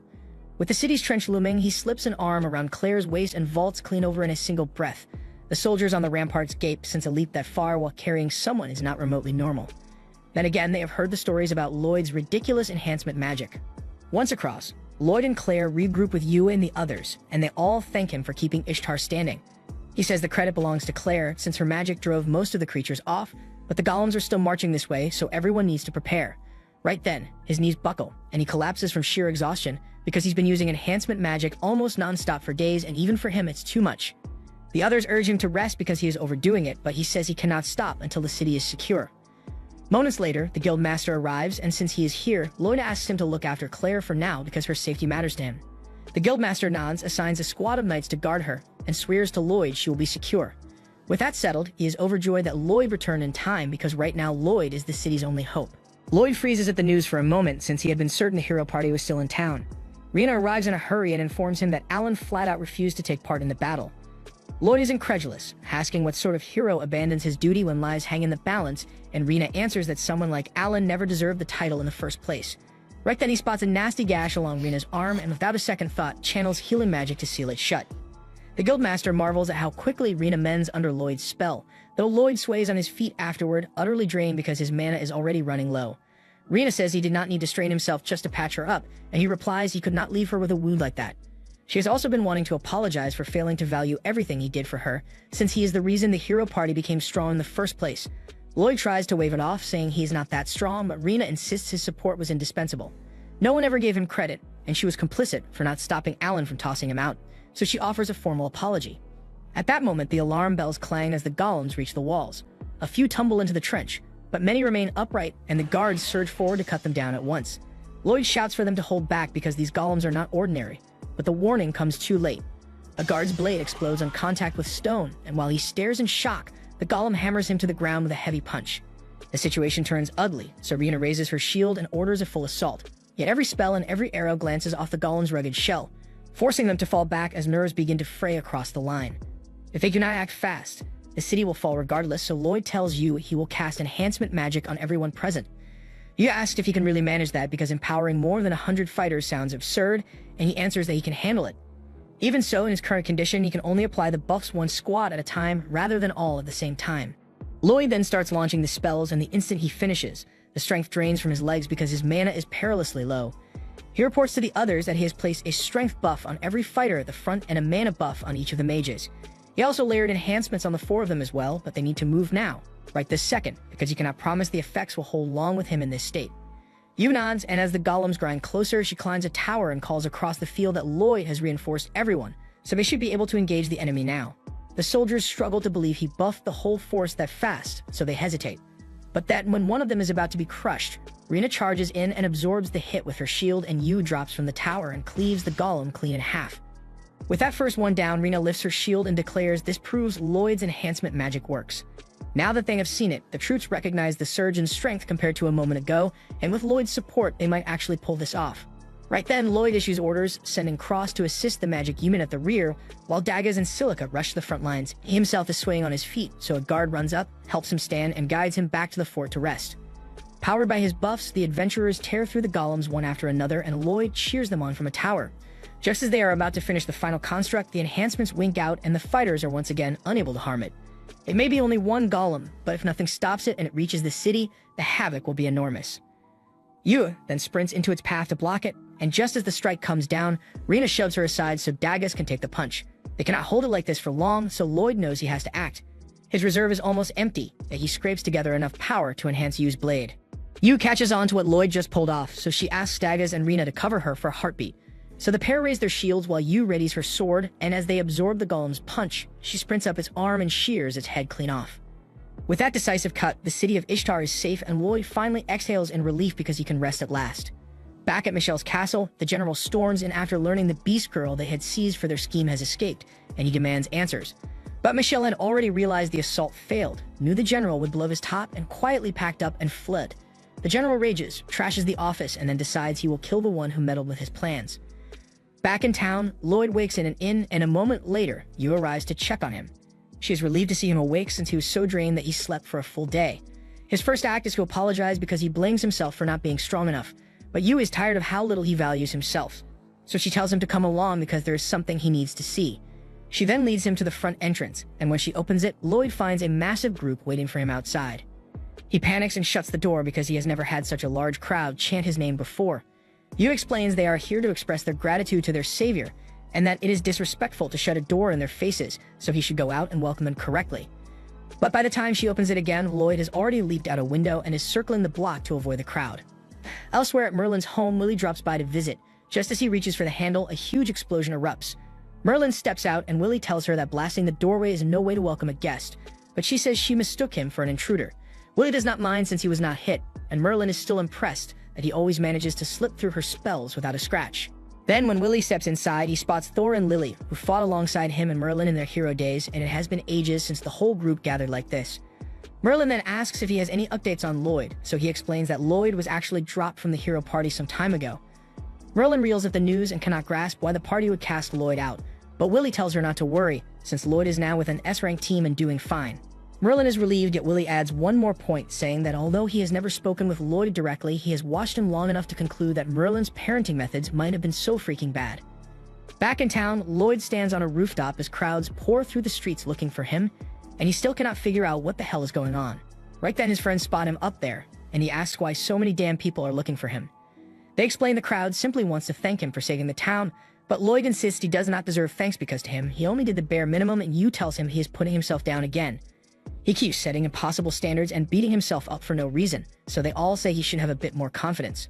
And for the first time, Lloyd actually seems to get their point. Back at Merlin's place, Willie says Lloyd is humble to a fault and has no real sense of his own strength. So it is a minor miracle that he found a team that would not exploit him. Merlin admits to herself she may have mishandled his training, though she only wanted to keep him from repeating her own damn mistakes. Back in the city, Lloyd finally decides to face the crowd, and people immediately start pouring out thanks for the boost he gave them during the fight. To them, that makes Lloyd the new hero of Ishtar, while Alan and his crew are in serious trouble now. Whatever was on his mind, refusing to help without any reason in the middle of a crisis automatically revokes his hero title, so his lofty status is gone.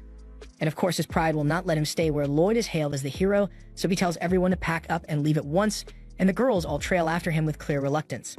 The next day, Lloyd and the rest receive a summons to the Lord's castle, and when they arrive, they are all surprised to see Claire already waiting there. Yuga asks if she was summoned too, but a few moments later the Lord appears and explains that Claire is actually an honored guest here. They take their seats, and Lord Abel informs them that Claire is the third princess of the Forest Empire, which means she is rather important. Lloyd and the others had no damn clue that Claire was royal, so the revelation hits hard. Setting that aside, Abel asks what they think of Claire's power now that they have seen it in action. Lloyd says it is incredible, but also frightening, since in the wrong hands it could unleash chaos, which is exactly why Abel says they cannot allow the demons to seize her again. The Empire will want to reclaim its princess soon, so Abel gives Yu's party a special assignment. He wants them to escort Claire to the royal capital Silphus, and while that would normally fall to the royal knights, doing so would draw too much attention, and Abel does not want to risk alerting the demons to her presence. It is obvious the demons covet Claire's power, and Lloyd is certain they will not give up easily. So he and the rest of the team agree to take her to the capital, and the next day they set out on their trip to Silphus. Later, during a break, Lloyd checked the map and estimated that they should be reaching the next town fairly soon. Cross, however, was already losing his patience, grumbling about how ridiculously far the capital still was because it had been 10 days since they departed Ishtar. Dagus reminded him that they deliberately took the longer route to avoid danger, opting for a safer path. Suddenly, Claire perked up with excitement and whispered something to Yu about the upcoming town where they were going to stay somewhere with hot springs. Yu blinked in confusion, clearly unfamiliar with the concept. Claire admitted she had only ever heard of them, but never had the chance to actually try one herself. That revelation stunned Yue, who insisted that Claire hadn't really lived until she experienced it. Cross quietly worried about how casually Yu was acting on a mission this critical, but Dagus offered a different take. He believed Yu's lightheartedness was her way of putting Claire at ease. Lloyd didn't quite follow at first, but it soon made sense when Cross pointed out that Claire likely wouldn't be comfortable unless everyone around her stayed fully focused and serious. Silica chimed in, saying that a little fun might be good for the princess who rarely got the chance to explore or enjoy the world outside the palace walls. That realization gave the group a new respect for how thoughtful Yu's behavior actually was. When they finally reached the town, the first thing they did was follow through on Yu's plan and head straight to the hot springs. Yu and Silica slipped into the water without hesitation, clearly enjoying themselves, and they barely noticed that the place was oddly empty. Claire, on the other hand, stood by the edge nervously, still wrapped in her towel. She wasn't exactly used to sharing a bath and felt awkward. Yu and Silica reassured her that it was completely normal because they were all girls after all, and there was no need to feel shy. After some coaxing, Claire agreed to join them, but she warned them not to stare too much. A few moments later, Yu was doing exactly that, eyes locked onto Claire's figure. Claire was just about to ask what her deal was when Yu complimented her, saying her slender build was perfectly suited for royalty. But even with the praise, Claire still felt self-conscious, especially compared to Silica's legendary melons. Yu's melons wasn't exactly small either, but Silica teased that Yu had just gained weight recently. Yu gets flustered and stands to argue, but then she remembers all the meat and desserts she devoured over the past few weeks, and that clearly proves Silica's point, but she still doesn't like being teased for it though. And while that debate about who has a legit melon, who does not raged on, Dagus, Cross, and Lloyd were on the other side of the partition, casually washing each other's backs and hearing every single word echo through the bathhouse. While Dagus and Cross are doing their best to block out the questionable chatter echoing from the other side of the bathhouse, Lloyd's attention is elsewhere entirely. His mind is occupied with a much more serious concern. Since the demons are clearly targeting Claire, it's only a matter of time before they try to strike again. A large-scale assault within the kingdom is unlikely, but the possibility of a small, elite infiltration unit is much more realistic. That means Lloyd needs to take precautions. Originally, the team was supposed to spend just one night in town before heading out again the following morning. However, Lloyd calls for a quick meeting and announces a change of plans, and he wants them to stay here for several days so he can prepare the defenses he has in mind. Dagus is quick to back the idea, mentioning that he's been meaning to upgrade his equipment anyway. Silica is also on board. She sees this as the perfect opportunity to refine and test some of her magical techniques. Cross doesn't care much either way and leaves the decision up to Yu, but with most of the team in agreement, Yu decides to delay their departure and give everyone the time they need to get ready. The following day, Dagus sets out early to check the local blacksmiths and weapon shops around town. Despite combing through the area for hours, he still hasn't found anything that meets his standards. As he strolls down one of the side streets, he spots Yu and Claire standing near a docked boat, looking like they're about to go sightseeing. But Yu waves him over and asks what he's doing. Dagus explains that he's been hunting for a new shield since his current one has seen better days, but none of the shops he's visited have what he's after. Claire then recalls seeing a rather run-down weapons shop tucked away in one of the back alleys. She warns him that the place looks sketchy, but it might still be worth checking out. Dagus decides to follow the lead and makes his way to the alley. When he arrives, the storefront is quiet, too quiet. It almost feels like the place is out of business. But when he steps inside, he immediately spots an array of finely crafted weapons on the walls, so he figures he must be in the right shop. Just as he's admiring the craftsmanship, an older man bursts out from the back and starts shouting. He assumes Dagus is one of the local punks who's come to stir up trouble like usual. Caught off guard, Dagus quickly reassures him that he's just here to browse and nothing more. After a brief pause, the shopkeeper realizes he's made a mistake, apologizes for the false alarm, and lets Dagus continue scanning the goods in peace. While Dagus was inspecting the lineup of shields on display, a group of loudmouth thugs barged into the shop. Their leader, a guy named Karen, immediately started hollering for the old shopkeeper to show himself. As Karen glanced around, his eyes landed on Dagus. He raised a brow, clearly surprised to see someone actually browsing in this dusty old shop. With a smug grin, he shouted across the room, asking if Dagus was seriously here to buy something. Dagus, unsure what this crew was about, simply confirmed that he was here to purchase a weapon. The whole group erupted in laughter, mocking him like it was the funniest thing they'd heard all day. To them, any adventurer shopping here had to be bottom tier, but before Dagus can respond, the shopkeeper emerges and he looks absolutely furious. Karen threw on a smug grin and greeted the old man with a sarcastic question about how business was going, already knowing full well that he'd been sabotaging it for a while now. From the tone of their exchange, Dagus quickly realized that this wasn't just some random visit. These guys were deliberately harassing the shopkeeper. Not one to stand by silently, Dagus stepped forward. One of Karen's goons immediately warns him to back off, writing that Karen's an A-rank adventurer and nobody in this town is strong enough to take him. That might have been true if there hadn't been an S-rank shield bearer standing right in front of them. But Karen clearly had no clue who he was dealing with and kept on boasting about his rank like it meant he owned the place. Dagus looked him dead in the eye and asked why someone with that kind of title was bullying an old man. Karen casually explained that he wanted to buy a certain artifact from the shop, but the owner kept refusing to sell it, claiming Karen wasn't worthy of it. The artifact apparently could only be wielded by someone capable of unlocking its true power, and in the owner's eyes, Karen didn't make the cut. But Karen wasn't taking rejection well. With a cocky grin, he said if persuasion wouldn't work, he'd just beat the old man until he gave in. That was the last straw. Dagus stepped forward, calling Karen a disgrace to every adventurer out there. So one of the thugs snapped and swung a fist at him, but the punch was so damn weak that Daggers caught his arm mid-swing and twisted it behind his back with ease. And without wasting another second, he summoned his shield from storage and charged forward, slamming the entire crew right out through the front door. Karen is left stunned, completely blindsided because he thought Daggers was just some nobody, but Daggers calmly pulled out his S-rank adventurer ID and flashed it toward the group. Then he explained that he didn't bring it up earlier because flaunting your rank was pathetic, and he had no interest in stooping to that level. That shit makes them dumbfounded, and as Daggers shuts the door, they leave mumbling that he'll pay for this later. But the old man, after witnessing everything, made up his mind and said to Daggers that he had a favor to ask him. Back at the inn, Lloyd was deep in concentration, seated at the table surrounded by open books and glowing runes as he refined his magical techniques. Not long after, Yue and Claire returned from their sightseeing trip. Yue noticed his focus and asked what he was working on, so Lloyd explained that he was trying to enhance his support magic, though he was also thinking about branching out and learning a new type of spell, but he hadn't quite decided which one yet. Yue immediately suggested that he try learning offensive spells. Lloyd admitted that he considered it, but wasn't sure how useful that would be. In his opinion, Silica's attack spells were so refined that anything he could do would pale in comparison.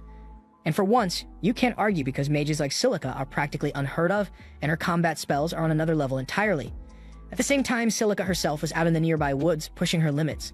The recent battle was still fresh in her mind, and the thought haunted her. If Claire and Lloyd hadn't arrived when they did, things could have ended very differently. She began feeling helpless and had no intention of being a liability again. Determined to grow stronger, she had been training relentlessly, working on mastering an advanced fire spell. The problem was, each time she attempted it, the spell collapsed mid-cast and exploded in her face. Still, she pressed on because failing was just part of the process, and she wasn't the type to quit when things got hard.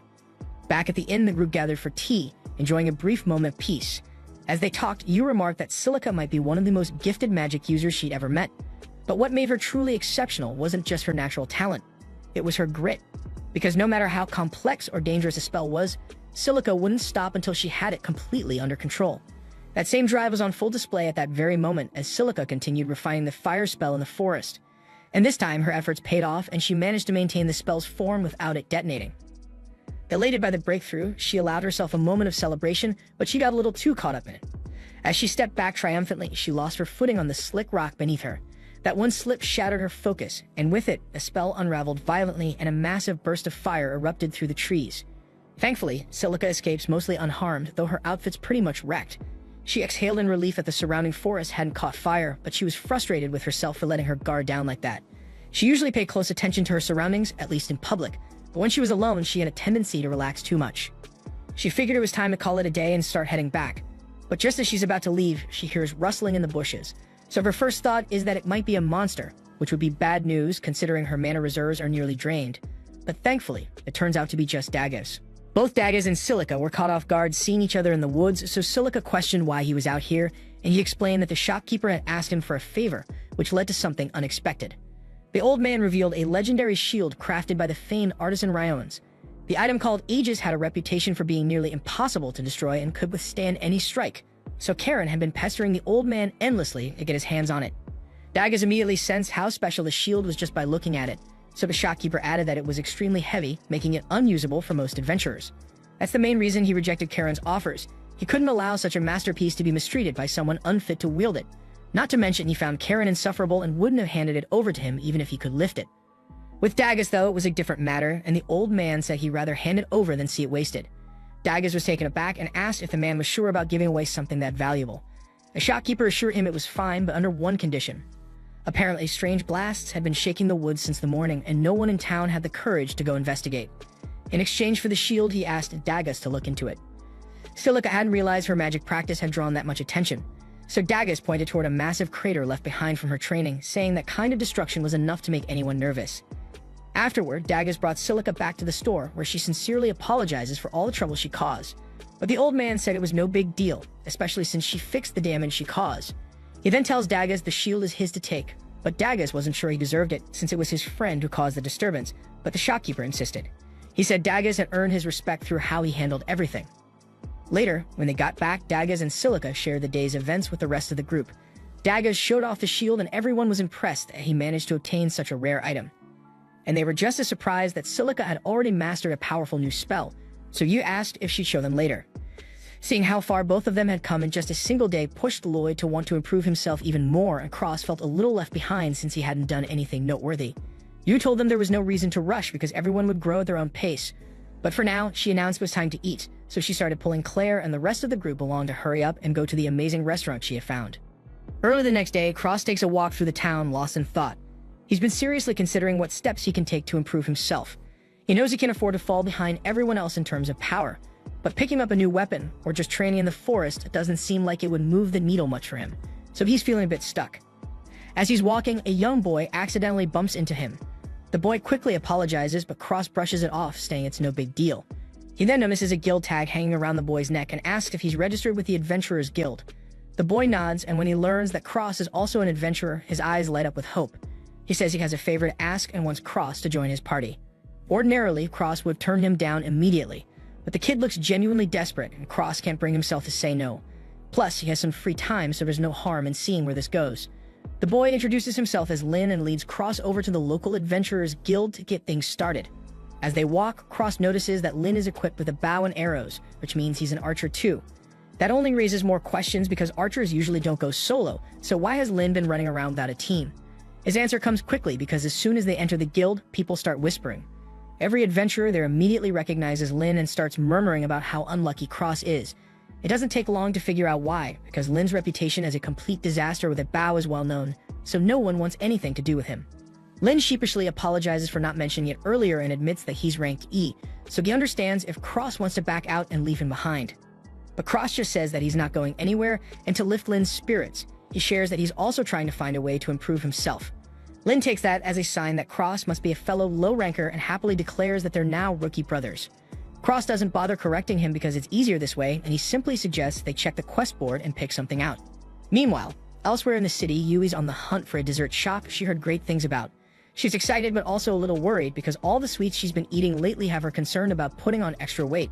And just as she's deciding whether or not she should indulge again, a loud commotion catches her attention from the right.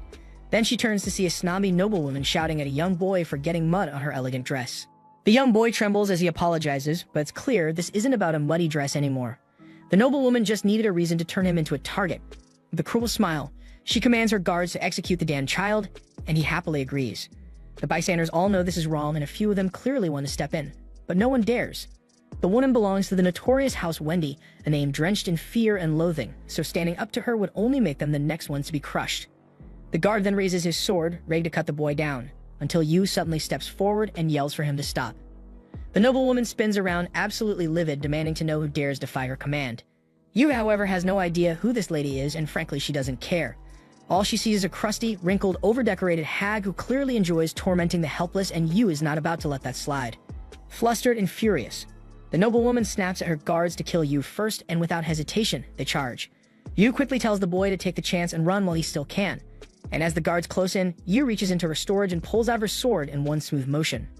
The men skid to a halt in confusion because they were certain she was unarmed just seconds ago. Normally, seeing someone pull a blade out of thin air would make you pause and rethink your life choices, but the noblewoman screams at them to keep attacking, so they obey. Meanwhile, Cross and Lin are out completing their first quest together, and it's taking out a group of red slimes. Cross figures this mission is low stakes enough that even Lin's tragic aim won't ruin it, so he casually pulls out his bow from his storage and prepares to let loose. Then he freezes because he almost forgot he's supposed to be pretending to be a newbie, and Lin just saw him use his storage spell. Thinking quickly, Cross quickly makes up a lie and claims it's just a basic little trick his friend showed him. With that awkward moment behind them, it's time to clear the slimes. Cross looses several arrows, each one cleanly piercing the cores of 3 slimes in rapid succession. Lin is blown away, calling him incredible, but Cross says he can't carry the whole mission alone, so it's time for him to give it a try. Fired up, Lin draws his own bow and lets a few arrows fly. Unfortunately, his aim is abysmal, worse than the average ranked teammate in a losing streak, so Cross realizes training Lin is going to be a long-term commitment. Back in the heart of town, Yui is still holding her ground against the noblewoman's guards. The woman looks on in disbelief, wondering how her trained men are struggling so badly against just one girl.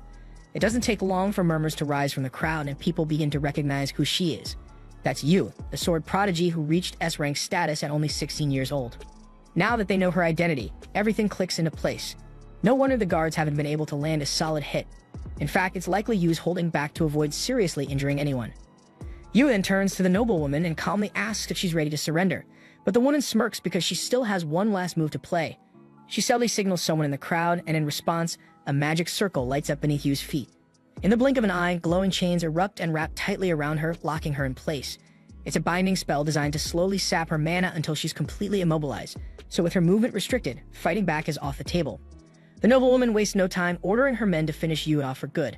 But before they can move, the loud chaos draws the attention of a woman passing nearby. Curious, she steps forward to see what's happening. She's not usually one to meddle, but seeing 4 soldiers ganging up on one restrained girl rubs her the wrong way, so she decides to balance the odds just a bit. She makes what looks like a single lazy step forward, and in the next moment, all 4 guards collapse where they stand.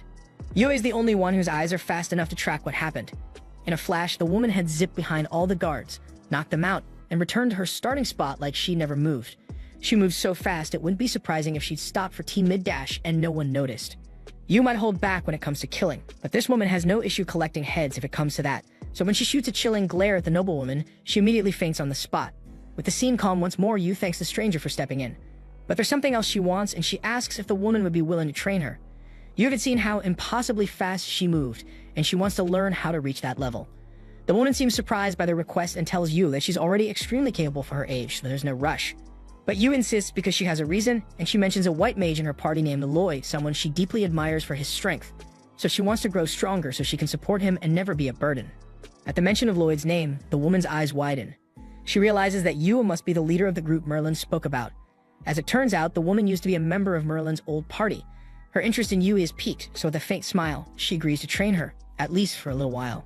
Back at the inn, Lloyd has been working himself to the bone, endlessly analyzing his spell formulas and trying to squeeze out every ounce of efficiency. His constant overthinking has the rest of the group growing concerned. They suggest he take a breather, reminding him that locking himself up like this isn't healthy.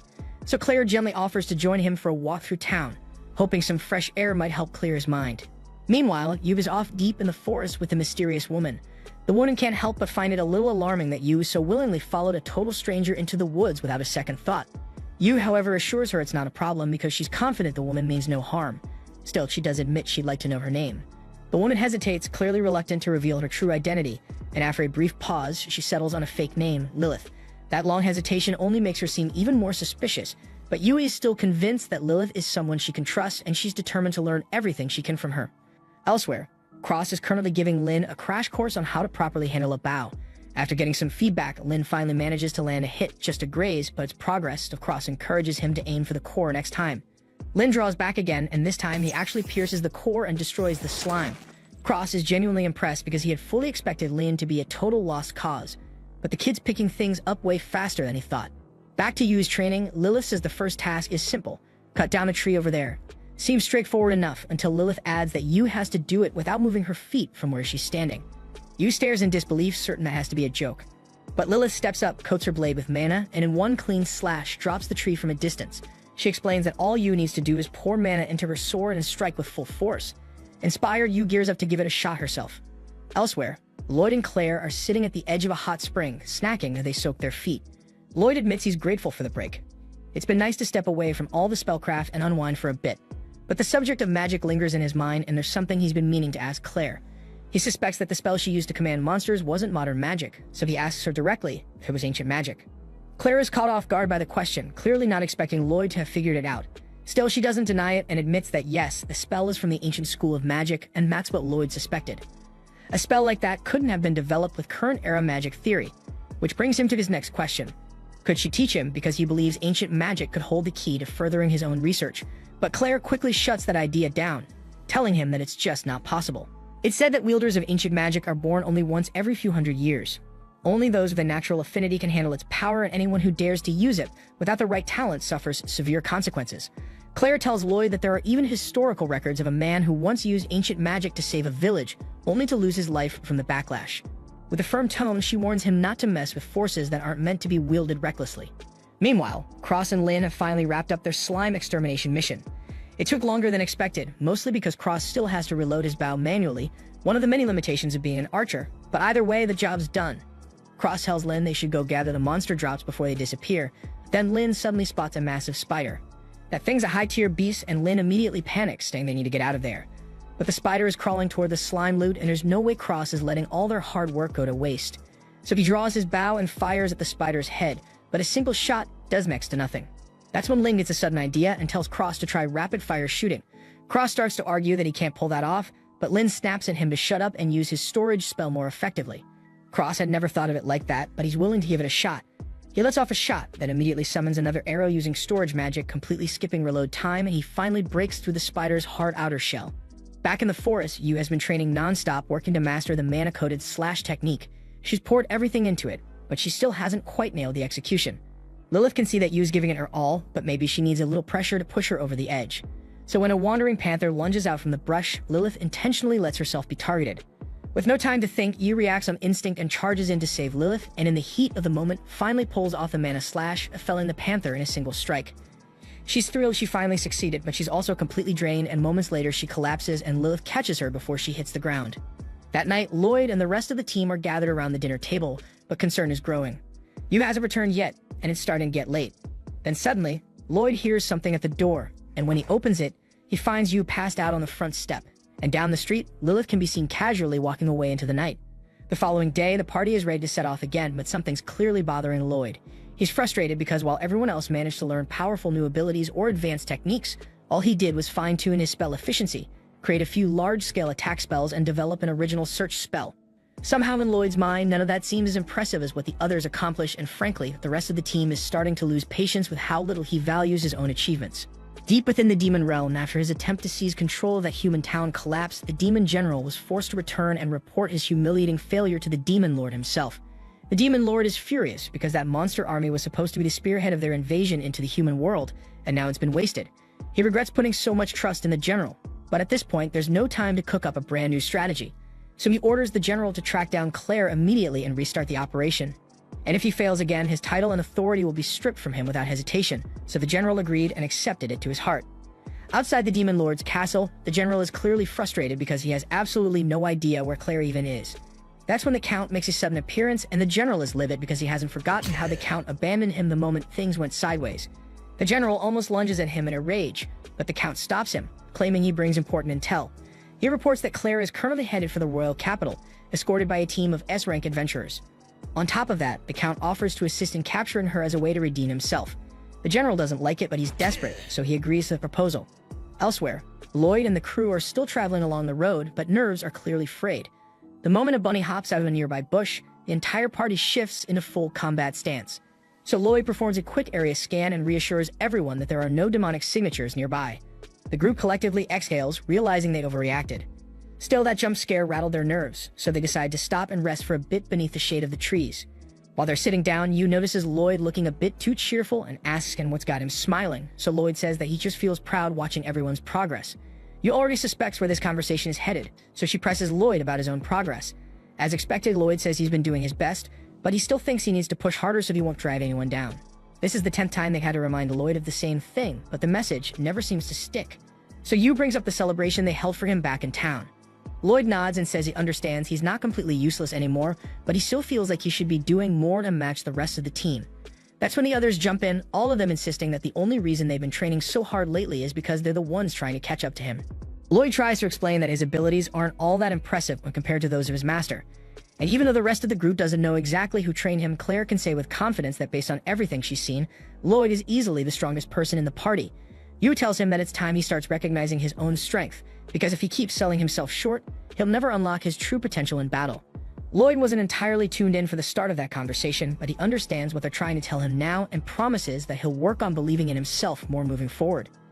Elsewhere, the very person responsible for Lloyd's lack of confidence is currently wandering through the royal capital, searching for an old buddy.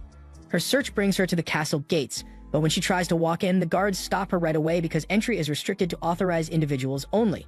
Without missing a beat, Merlin uses a quick spell to trap the guards in a mild illusion and casually strolls into the castle. Eventually, she finds herself standing in front of an old library that immediately catches her interest, but it's not what it appears to be, just a visual trick. She walks toward one of the back walls and with a subtle wave of her finger, dispels the illusion covering it, exposing a hidden entrance.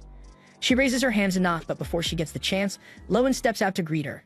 She had already sensed that it was Merlin approaching because the scent of her mana gave it away. They smile and sit down together for tea, happy to see one another after so long. Lowen starts by updating Merlin that the son of the former demon lord has taken over the demon magocracy, but things have remained quiet for years, so the realm has enjoyed a rare stretch of peace. Merlin jokes that the Emperor must really be fond of Lowen if he's letting her turn the castle library into her personal study space, but Lowen says it just sort of happened after she started experimenting with some of Merlin's spells. Merlin laughs and says her magic isn't even worth copying, but Lowen immediately calls her out on that lie. She reminds Merlin that she's the original creator of the storage spell system, and she's able to cast dozens of spells without ever needing to recite a chant, all thanks to her own reverse engineering of ancient magic theory. Merlin says those techniques were just necessary back then to defeat the Demon Lord. But on that topic, she reaches into her bag and pulls out a tattered book. It's only half of the original grimoire, but she wants Lowen to inspect it and see if the sealing magic used to trap the Demon Lord is still intact. Lowen asks if Merlin believes the Demon Lord is planning another assault, but right now it's just a precaution and Merlin wants to be ready just in case. Back on the road with Lloyd and the crew, their pace has been steady, and at this rate, they should reach the town of Schwartz within the next few hours. And from there, it's just one more day before they arrive at the capital. Claire, however, seems a little on edge because the sun is already beginning to dip behind the trees, and if they don't make it out of the forest before nightfall, they could end up walking straight into a monster ambush. Cross tries to reassure her, pointing out that she can control monsters, but Claire reminds him that the spell takes time to activate, so if they're caught off guard, she won't be able to cast it fast enough. Not wanting to take any chances, Lloyd decides to perform a quick area scan just to confirm the surroundings are clear. But as he initiates the spell, he notices something strange. There's interference, and his scan fails to activate. Just then, a dense fog begins to settle around the group, creeping in thick and slow, and it becomes immediately clear that this isn't natural. Silica steps forward and says she'll try clearing the fog with wind magic. But when she reaches into her storage to grab her staff, nothing happens because the fog is disrupting their magic. It's too odd to be a coincidence, so the group quickly concludes that this must be the work of the demons. And with visibility low and magic being suppressed, there's no way they can fight effectively in these conditions. So their best move now is to make a direct run to Schwartz and find safety there. At the same time, in the royal capital, Lowen finishes her inspection of the ancient grimoire. She tells Merlin that it still holds residual mana when all that's left is Sybil's magical signature. Merlin is actually relieved because that means there's still something to work with, and for her, that's enough. She then starts talking to Lowen about Lloyd, explaining that he might be capable of becoming one of the Chosen, just like she and Sybil were in the past. What convinced Merlin was an incident from Lloyd's childhood. One day, he accidentally came into contact with the grimoire, and the moment his fingers touched it, the book reacted. That kind of reaction only happens when someone is compatible with its magic. So once Merlin realized what Lloyd was, she made a choice to raise him into someone stronger than either herself or Sybil. And to do that, she constantly threw him into challenges far beyond his level, pushing him over and over until he had no choice but to grow. It worked, but only as far as building his strength. Looking back now, Merlin admits that relentless training and tearing him down wasn't the right way to raise a child. Then someday, Lloyd couldn't take it anymore and left, and now he's part of an elite S-rank group escorting the Beast Princess to the capital. It's been a long time since she's seen him, and truthfully, she misses him deeply. That's one of the reasons she made the trip to the capital herself, so when he finally arrives, she can see him again and talk to him face to face. Back on Lloyd's side, he and the rest of the group finally arrive at the city of Schwartz. But something feels seriously off. The whole city is strangely deserted. The fog is still lingering, though a bit thinner than before. And that gives Lloyd enough room to amplify Silica's mana, allowing her to finally summon her staff. With it in hand, she channels her wind magic and clears the rest of the mist from the area. But as the mist fades, a large group of demons is revealed, gathered right in the heart of town. Claire immediately spots Gallist among them, the same demon who had kidnapped her before, so it's obvious that he's here to take her back. Lloyd wastes no time and tells everyone to prepare for combat. He assigns Daggers to guard Claire, sends Cross up to the tower for ranged support, and leaves the rest of the team to handle Gallist's forces. Yua is the first to launch an attack, and her mana slash tears through several enemies in one swift strike. Silica wants to unleash a massive flame burst, but it's too risky with allies so close, so she resorts to shooting smaller fire blasts instead. But luckily, Cross has her covered, and he lines up a few clean shots and takes out more of the enemy troops. However, when he aims for Gallist, the arrows bounce off his body like they hit a wall. Yu moves in, hoping to take him down with another mana slash. But Gallist barely reacts, and he brushes past her and charges straight toward Claire. Daggers blocks the attack, holding the line, and Yu attempts to strike from behind. But when she swings her blade, it stops just short, like something invisible is protecting him. Lloyd quickly puts the pieces together and says that Gallist is using a layer of mana as armor, shielding himself from physical and magical damage alike. Gallist, impressed by Lloyd's quick thinking, assumes he must have been the one who disrupted the assault on Ishtar. Without warning, Gallist rockets into the air, aiming his next attack at Lloyd directly. But the height gives Silica a clean shot as she fires her most powerful flame burst right at him. The explosion hits, but when the smoke clears, Gallist is still standing, barely scratched. His mana shield absorbed the brunt of it, and their chances of breaking through are quickly dwindling. More demons then begin to close in from all sides, surrounding the team. But then, just as things start to feel hopeless, a massive surge of ice bursts from the ground, and every demon in the area is frozen solid in an instant. The source of the spell turns out to be Therion the Ice Hero, and he calmly announces that he's come to protect Claire. Elsewhere, atop a nearby cliff, the Count observes the chaos unfolding below. He's starting to worry that things might unravel again, so he begins preparing another wave of mana-dampening mist to tilt the fight in their favor. But before he can cast anything, someone approaches, and it's Willie. The Count turns, shocked that anyone could track him this far, and asks what the boy wants. Willie smiles, saying the mist is in massive pain, and he's here to shut it down, straight from the source. Back in the city, Therion leaps down and lands beside the others. He takes one look at the group and bluntly says they're unbelievably weak for so-called S-rank adventurers. Still, he gives them some credit for at least keeping Claire safe until now. Claire rushes over to him with a bright smile, and when Lloyd asks who this dude is, she introduces him as her childhood friend Therion the Ice Hero.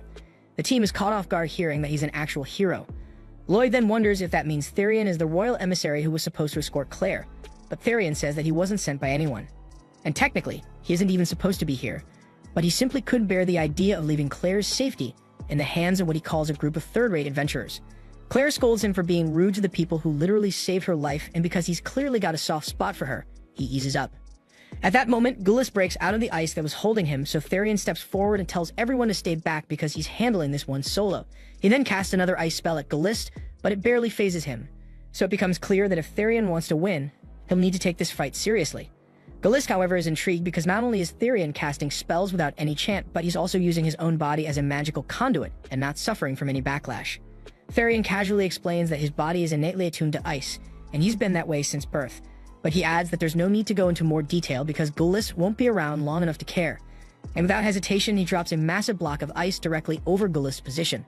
And for the first time, Gulis is actually startled and dodges, confirming that he's not invincible. And that was all the confirmation Therion needed, so he followed up with a relentless barrage of icy projectiles, forcing Gulis to dart around the battlefield just to stay alive.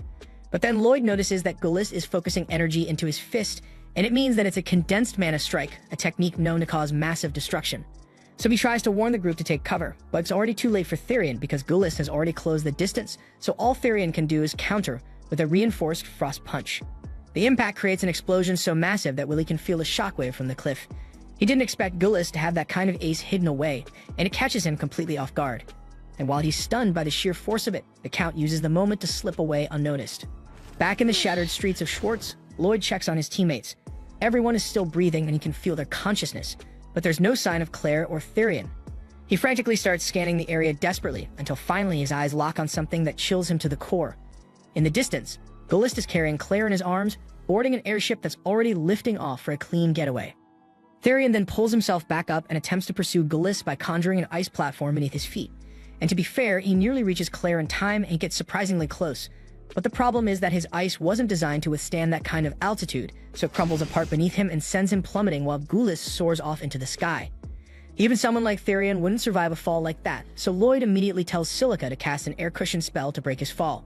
Thanks to Lloyd's fast thinking, Therion lands without a scratch, but Claire is still in enemy hands, and Therion is dead set on going after her again. Lloyd, however, blocks him and says the ship's already way too high and there's no realistic chance of catching up, so he might as well leave it to Lloyd now. Therion is more than a little insulted by that because he's not thrilled at the idea of Lloyd implying he could do a better job at rescuing Claire. But the others point out that Therion did just try and fail, so at this point pretty much anyone might stand a better chance. On top of that, Lloyd's quick command is the only reason Therion didn't splatter onto the pavement a few seconds ago, so maybe a bit of humility wouldn't hurt. Reluctantly, Therion accepts that his options are limited and agrees to trust Lloyd, but on one condition. He had better not get in his way. Lloyd is genuinely grateful for the trust and tells him he's already cooked up a perfect plan to get Claire back. But for this plan to work, it's going to need a whole lot of Therion's ice magic. Elsewhere, high above in the skies aboard the airship, Gulis takes a moment to admire Count Michel's work, praising him for crafting such an impressive flying vessel. He even wonders aloud why this thing wasn't used to bomb Ishtar during their last campaign. So Michel explains that the ship is still in prototype stages, and in fact, this is its maiden voyage. That piece of info makes Gulis a bit uneasy, but Michel reassures him that everything is under control. There's no risk of any mid-air failures now that he's got the ideal power source for the engine, and it's a remnant of the last Demon Lord. That stuns Gulis, and he asks how the hell Michel got his hands on something like that. Michel goes on to explain that although the Demon Lord's body was destroyed after his defeat, a few pieces remained, fragments that still carried lingering magical energy. Michel managed to acquire one such fragment, and by studying its life force, he unlocked access to an almost limitless supply of mana. Gulis is absolutely horrified after hearing all that, realizing Michel is literally draining power from the soul of the previous Demon Lord, and the worst part is the guy looks genuinely smug about it. Michelle goes on to say that he's always wanted to witness all the strange and dangerous wonders of the world, particularly horrifying monsters, and the mere idea of having them completely under his command sends him into a full euphoric frenzy. Gullist just stares at Michelle in disgust, thinking that this damn psycho's even more unhinged than him. But before the Count can say anything else outrageous, an alarm starts blaring.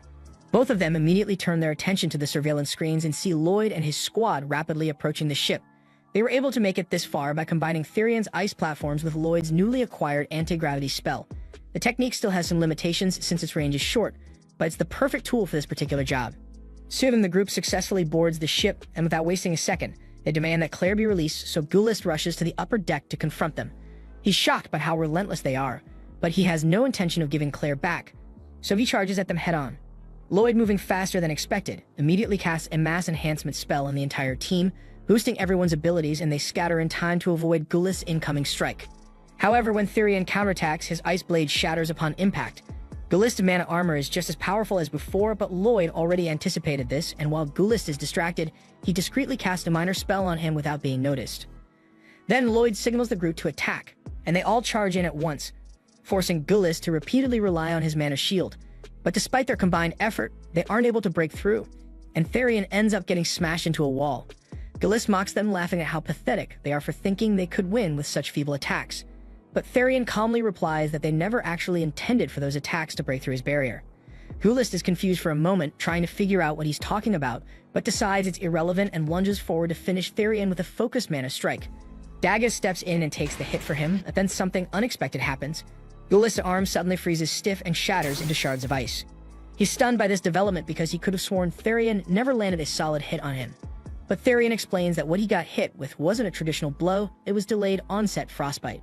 Earlier in the fight, Lloyd had secretly cast a spell to dull Gullist's sense of pain, making it impossible for him to feel the creeping cold overtaking his body.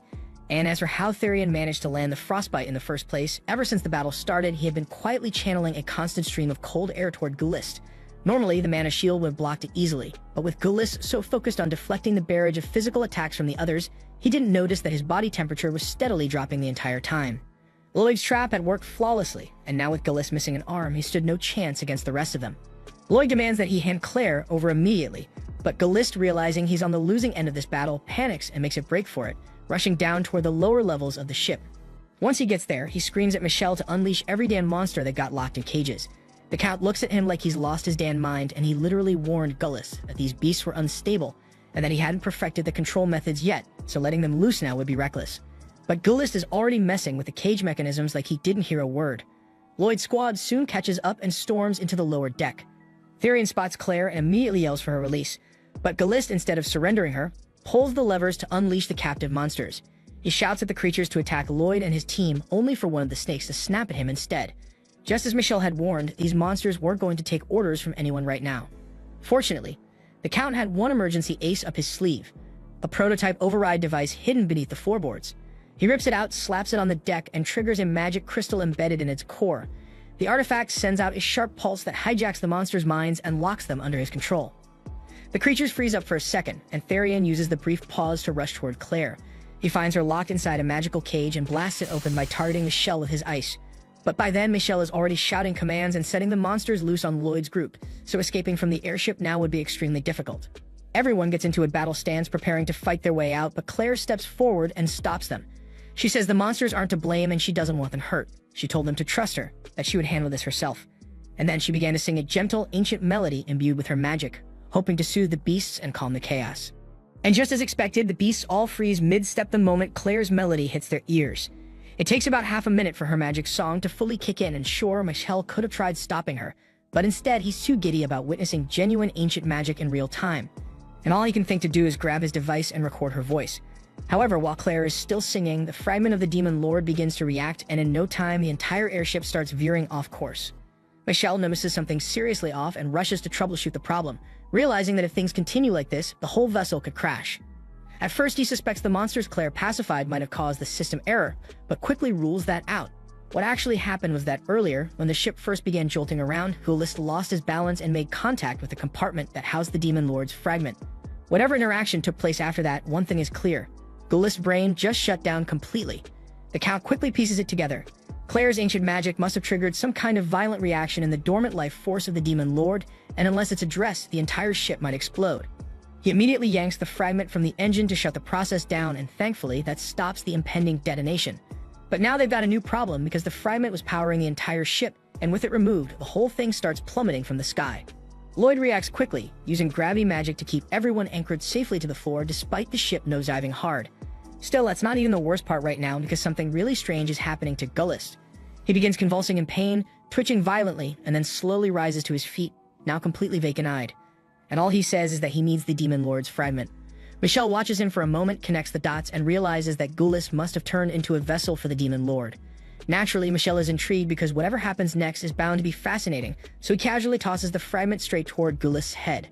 Within seconds, a dense field of dark magic engulfs Gullist's entire body, and the ominous energy begins sucking the life out of every monster in sight. Inside that shadowy sphere, the Demon Lord's essence starts merging with Gullist's form. Claire drops to the ground in horror, shaken by the agonized wailing of monsters being drained dry. A few seconds later, the energy bubble explodes in a flash of blinding light, and what emerges is a nightmare, a grotesque fusion of Gullist and every beast he absorbed. Lloyd instantly identifies it because he's seen the creature described in one of Merlin's books. This is a chimera, a nightmare beast that carries multiple souls and multiple lives inside a single vessel. Claire is crushed as she watches what's left of the innocent monsters fused into such a twisted form, while Count Michel is completely ecstatic because this grotesque creation has exceeded even his wildest expectations. Unfortunately for him, he wandered a bit too close, and the abomination promptly lashes out, cleaving him clean in half with a single slash. Even as his life slips away, the only thing Michel can focus on is how utterly fascinating this creature is. A moment later, he dies smiling, so Lloyd and the others can't believe someone could die looking so satisfied in a moment like this. But they don't have time to dwell on that because if they don't figure out a solid plan fast, they'll end up in pieces, just like Michel. Elsewhere in the royal capital, Merlin and Lowen are strolling through the palace corridors. Lowen asks if Merlin plans to spend the night, but she declines, saying that without liquor she gets gloomy at night, so she's already planning to hit up a local tavern. Just then, they spot Willie standing in the corridor waiting for them. Lowen is thrilled to see him again after so long, but she wonders how he even made it past the security. Willie brushes it off, saying it's not important right now because he has something urgent to discuss. Merlin senses the seriousness in his tone and turns to Lowen, asking if they can head back to her quarters for a private talk. Back on the falling airship, the group prepares to take on the Chimera. Daggett steps forward to shield everyone, and Lloyd reinforces him with a protective spell. The Chimera lunges forward, and while Daggett does manage to withstand the strike without being torn apart, he won't last long under that pressure. And to top it off, the ship is still plummeting toward the ground, so it's only a matter of time before it crashes. While Lloyd remains strangely composed, the rest of the group is on edge. Cross is the first to speak up, saying they need to evacuate now. Claire, however, doesn't want to abandon the monsters that were unwillingly fused into this thing. Therian tries to explain that it's already too late, they're gone. Despite her protests, the group starts making their way toward the exit, but before they can escape, the Chimera positions itself in their path, cutting them off completely. With his patience wearing thin, Therian conjures a blade of ice and prepares to strike the creature down, but Claire stops him, refusing to allow any harm to come to it. Everyone understands that Claire still sees those monsters as victims, but damn it, this is life or death because if they don't kill the thing, it'll kill them. You and Cross then give it everything they've got, unleashing their most powerful attacks, but none of it works. And with only a few minutes left before impact, their situation grows more desperate by the second. At the same time, we see Merlin and Willie teleport into the forest, searching for Lloyd and his party. And after quickly scanning the area, Merlin spots the airship barreling straight toward a valley. She quickly relays what she sees to Willie, who immediately teleports them both to cut off the collision course. Back on board the ship, chaos is starting to spread as everyone realizes how dangerously close they are to crashing, yet the Chimera still refuses to move out of their way. Silica tries to push it with a gust spell, but the creature just brushes it aside like it was nothing, leaving her completely at a loss for what to do next. Lloyd considers jumping through one of the windows for a split second, but they're way too narrow for any of them to squeeze through, so that idea is off the table. But then he glances outside and notices that the ship is tilted steeply toward the ground, and the only reason they haven't slid down yet is because of the gravity spell he's maintaining. That gives him an idea, so he quickly tells everyone to move to the wall and stow their weapons. Although they're confused, they do as he asks without hesitation, trusting his judgment even if they have no clue what he's about to do. Once they're all in place, Lloyd casts a spell to cancel out his earlier gravity magic, and instantly, everyone on board, including the Chimera, is sent sliding across the angled floor. This gives them just the opening they need to make a run for it, so Therian picks up Claire, and the group rushes toward the nearest exit. As they're making their escape, the Chimera lets loose a combined fire and wind blast aimed right at them, but Lloyd catches the incoming attack just in time and throws up a barrier to shield the group. Thanks to him, everyone gets through unharmed, but the ship is still falling fast, and they won't be out of danger until they get off. Lloyd tells Therian to form an ice ramp so they can make their exit, and he starts working on it. But before the platform is finished, the Chimera erupts through the lower deck, surrounded in an inferno. The heat from the flames is so intense that it instantly vaporizes Therian's ice, leaving them with no solid platform to land on. That leaves them with only one choice, so Lloyd grabs onto Yu and Silica, then turns to the rest of the group and yells that they've got no time left and they need to jump now. Cross hesitates, saying it's insane to leap without knowing where they'll land, but given that the ship is about to slam into the ground, staying aboard is even worse. So in the end, they all follow Lloyd's lead and take the plunge. As they free fall toward the ground, Lloyd quickly tells Therian to form an ice platform under their feet. Therian does just that, creating a solid base for them to land on midair. But even though they're no longer plummeting individually, the platform is still dropping fast and the ground is rushing up to meet them. Silica steps up, saying she'll use her air pressure spell to slow their descent. Lloyd casts a support enchantment on her to boost his power, and just as they're about to slam into the earth, Silica fires off her air press spell. The blast holds long enough to stop the platform's fall, giving them the chance to safely leap off before it finally crashes down. Everyone breathes a huge sigh of relief as they land on solid ground, alive and intact. It's only because of Lloyd and Silica's quick reactions, and the whole team thanks them for saving their asses. Therian, on the other hand, is stunned into silence. He always believed that relying on a group was a crutch for the weak, but he couldn't deny that without Lloyd's leadership, none of them would have survived that. A few moments later, the airship slams into the earth just beside them and explodes in a massive burst of fire. Thankfully, they escaped in time, but the Chimera was still aboard when it went down. Claire is crushed, assuming that all the innocent monster souls fused inside the creature were wiped out in the blast. But then, out of nowhere, a bone-rattling roar echoes from the wreckage. The group turns in horror to see the Chimera emerge from the fire completely unscathed. Nobody can believe it survived. And not only did it live, it looks absolutely furious. And there's no doubt it's about to come for them again. So Lloyd shouts for everyone to head for the woods and take cover, before it launches another attack. Meanwhile, Merlin and Willie arrive on a nearby mountain ridge. Merlin immediately locates Lloyd's position and sees him down in the forest with his group. She watches them duck into cover and wonders what the hell he's up to. Back in the forest, Lloyd's team is in full panic mode, unsure of what to do next, because none of them has ever dealt with anything like this before. But Lloyd thinks he might have an idea, and he remembers when Claire used her ancient magic aboard the ship to calm the monsters, and how it triggered a reaction in some of the Count's remaining spell work, and that was right around when Gullist started behaving strangely. Lloyd recalls Gullist muttering something about a Demon Lord fragment, so he figures that fragment might have awakened and begun searching for a vessel to restore the Demon Lord. That would explain why it absorbed all those monsters into the Chimera. Still, what he can't figure out is why the creature keeps hunting them so aggressively. Yu brings up the possibility that it might be targeting Claire, since even though Gullist's body was overtaken, his Dan mind might still be buried somewhere inside. And if all he ever wanted was to capture her, then there's no way this thing's backing off. No matter what they try, the Chimera is going to keep chasing them until it's got her in its claws. Therian says the only way out is to kill the damn thing, but Claire still can't bring herself to accept that because the idea of hurting the innocent creatures trapped inside tears her up. Hoping for another option, Silica looks at Lloyd and asks if he can think of any way to stop it without killing it. Lloyd says there might be one, but it's insanely risky. If Claire sings and he uses enhancement magic to boost her, then maybe, just maybe, her emotions could reach the fragment inside and force it back to its senses. Nobody's feeling super confident about the plan because it's basically Claire asking a death monster to calm down, but it's the only non-lethal shot they've got, so she's willing to go for it. But before they can start though, Merlin suddenly appears and tells Lloyd to stop, because messing with ancient magic is too risky. Lloyd's surprised to see her here, but she continues by warning him that he has no business touching a spell like that. Lloyd calmly replies that he's fully aware of the danger, but believes he can manage it because he knows what he's capable of. That doesn't sit well with Merlin, who reminds him she's warned him countless times that arrogance would be his undoing. But Lloyd insists that this isn't pride, it's confidence backed by experience. He admits he's still nowhere near surpassing Merlin, but in this moment his friends are relying on him and he refuses to let them down. With that, Lloyd and the others sprint past her and Merlin is so taken aback by his conviction that she doesn't even stop him. She tries to convince herself that maybe, just maybe, this time he won't trigger a disaster, but deep down the worry lingers. At the same time, the fight's already begun. Therian keeps the Chimera distracted by firing off a volley of sharp icicles while Lloyd closes the gap, rams his staff into the creature's torso, and locks in place to prepare for Claire's song. He calls out to her, and she begins singing. And as her voice echoes through the air, Lloyd works fast, adjusting and enhancing the spell in real time to boost its reach. The effort nearly drains him, but it starts to pay off. One after another, the monsters trapped inside begin falling free from the Chimera's body.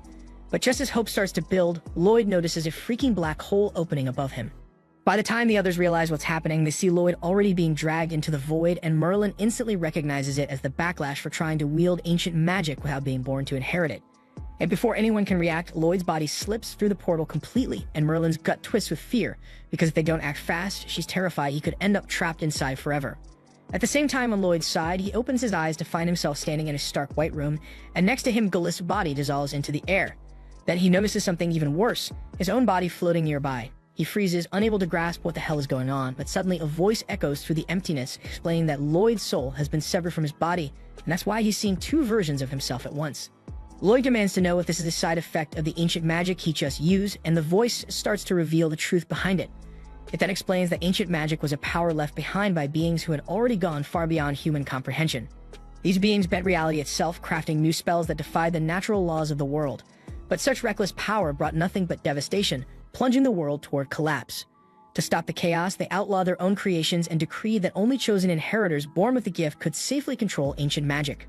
And to protect the world, they cast an enormous binding spell over the entire planet, so that anyone daring to use ancient magic without that birthright would lose control of their mana and self-destruct. The man now speaking to Lloyd introduces himself as Sybil, the legendary healer who once stood by Merlin's side as part of her old party, and the only man in history who managed to cast ancient magic without being an inheritor. Sybil then recounts what happened at the end of their journey. In their final battle against the Demon Lord, victory was close at hand. But the Demon Lord detonated his own body, annihilating Sybil, his comrades, and the entire city around them. Merlin has carried the guilt ever since because predicting and countering such an attack was her role, and she failed. Yet in his dying moment, Sybil broke the laws of existence, using forbidden ancient magic to twist the line between life and death, reviving everyone who perished in the blast, but the cost was his own life. Sybil admits it's far too late for him because he's been gone for years, but for Lloyd there's still hope. The rift in the world's barrier hasn't sealed yet, and if Lloyd moves quickly, he can still make it back. But Lloyd has no idea how the hell he's supposed to pull that off, so he asks Sybil what to do. Sybil tells him it's simple, just focus on the people he wants to return to. Right then, Lloyd hears the voices of his friends echoing from outside the portal, all of them calling his name. Without hesitation, he dives forward, pushing himself through before the rift shuts completely. As he does, Sybil's image flickers and disappears for good. Outside, everyone's panic is rising fast because the portal is shrinking, about to vanish, and Lloyd is nowhere in sight.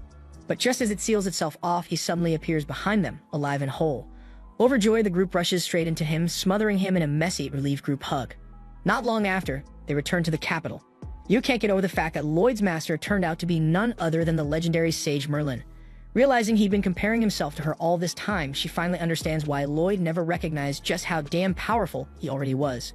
And as a reward for their incredible performance, the team receives a massive bonus from the king, and to top it off, they're gifted an entire mansion to live in, meaning they'll be based in the capital for a while. That's when Lloyd notices Lowen sniffing at him. She casually says he smells amazing, which is flattering but also pretty damn creepy since she just did it out of nowhere. Merlin steps in and explains that Lowen is an old friend of hers with the ability to identify mana by scent. Even so, Lloyd can't help but notice the entire group suddenly falls silent the second Merlin shows up. And honestly, who could blame them, because to most adventurers, Merlin's less like a person and more like a living deity, so no wonder they're nervous as hell. Merlin walks right up to Lloyd and asks if he'll consider returning home with her. But after glancing at the incredible friends he's made here, there's no way he can abandon them. He tells her he plans to keep adventuring in the capital while studying new forms of magic. Plus, living with Merlin is more trouble than it's worth sometimes, and he'd rather stay put. That answer makes her flush with anger and embarrassment, and in her frustration, she ends up blowing the place sky high. Later, the group settles into their new mansion. Doggis points out that none of this would have been possible without Lloyd, though Lloyd still insists he's not good enough. They can't believe he still thinks that way, but they know that's just who he is. And together, they look forward to whatever adventure comes next. This was the final episode. Subscribe for more anime recaps.